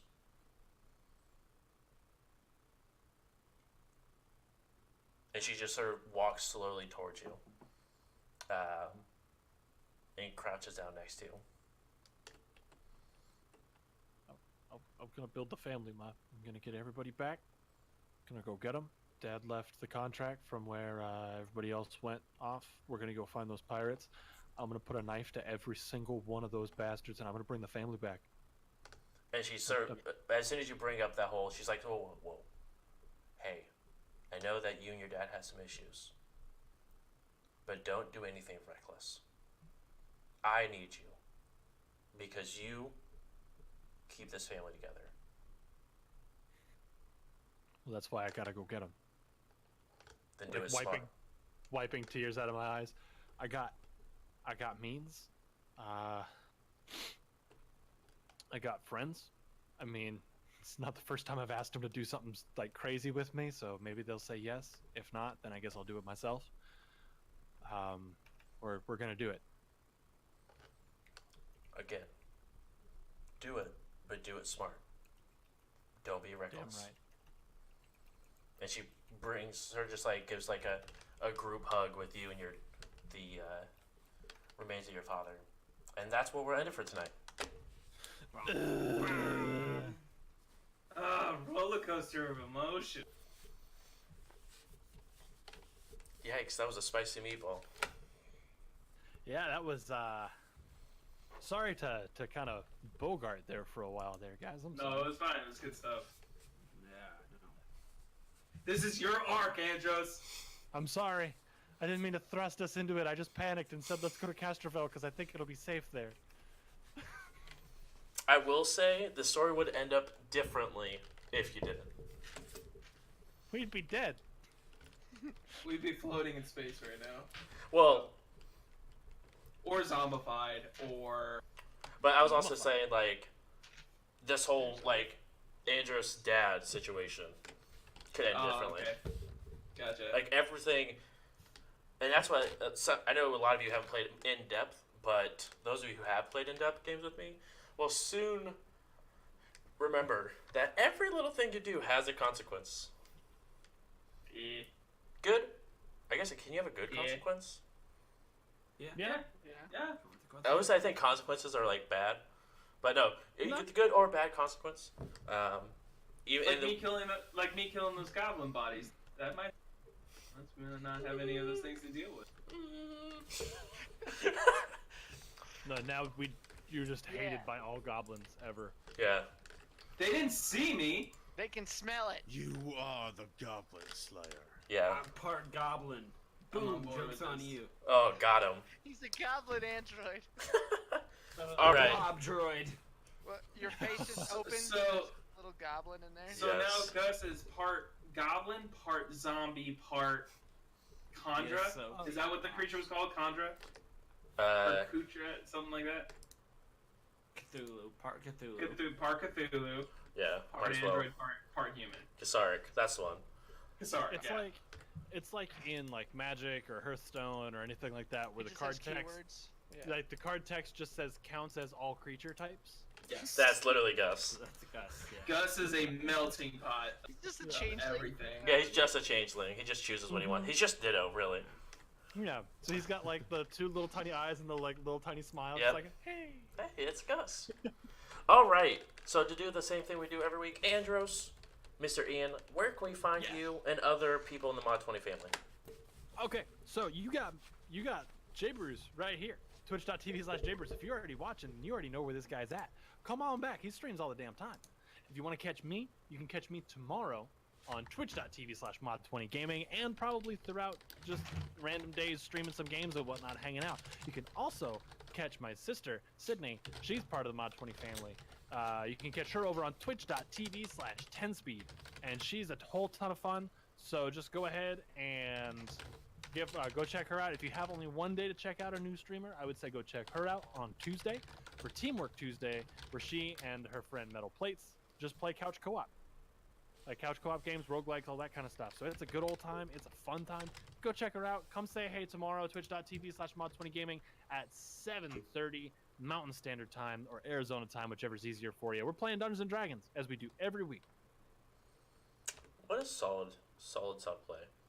And Mr. Knucklehead, where can they find you? So they can find me here /Knucklehead Sailor. I'm gonna go ahead and Word. post it. Ian, could you also go ahead and put in the Mod 20 fam? So I finally pretty much just got everything together. Scheduled Monday through Wednesday, 7 p.m. Eastern Standard Time to 10 p.m. Eastern Standard Time. Just kind of a chill schedule. Come hang out with me. I play Rainbow Six Siege and other games as well. And yeah. Yeah. Dope. Well, I think Buckhead and I have been on there to play with you for Rainbow Six. That's what I want to figure out. Yeah, you gotta figure it out. If you want to play with me, JJ, come play with me. Come play with me. And Patcher and Crank, where can they find past episodes of this wonderful season so far? Well, if you're watching this and don't understand what we're talking about when we say we hit it with we hit the house with the ship, well, you can go to youtube.com/jbrews and catch up on every single episode, and they upload on Fridays with the most current one. And you can catch up on all past episodes. Indubitably. And last do but it. absolutely. And last but not least, Travis, how can they help us support the channel? Look, Twitch, they sometimes ask for your money. They're like, you should donate.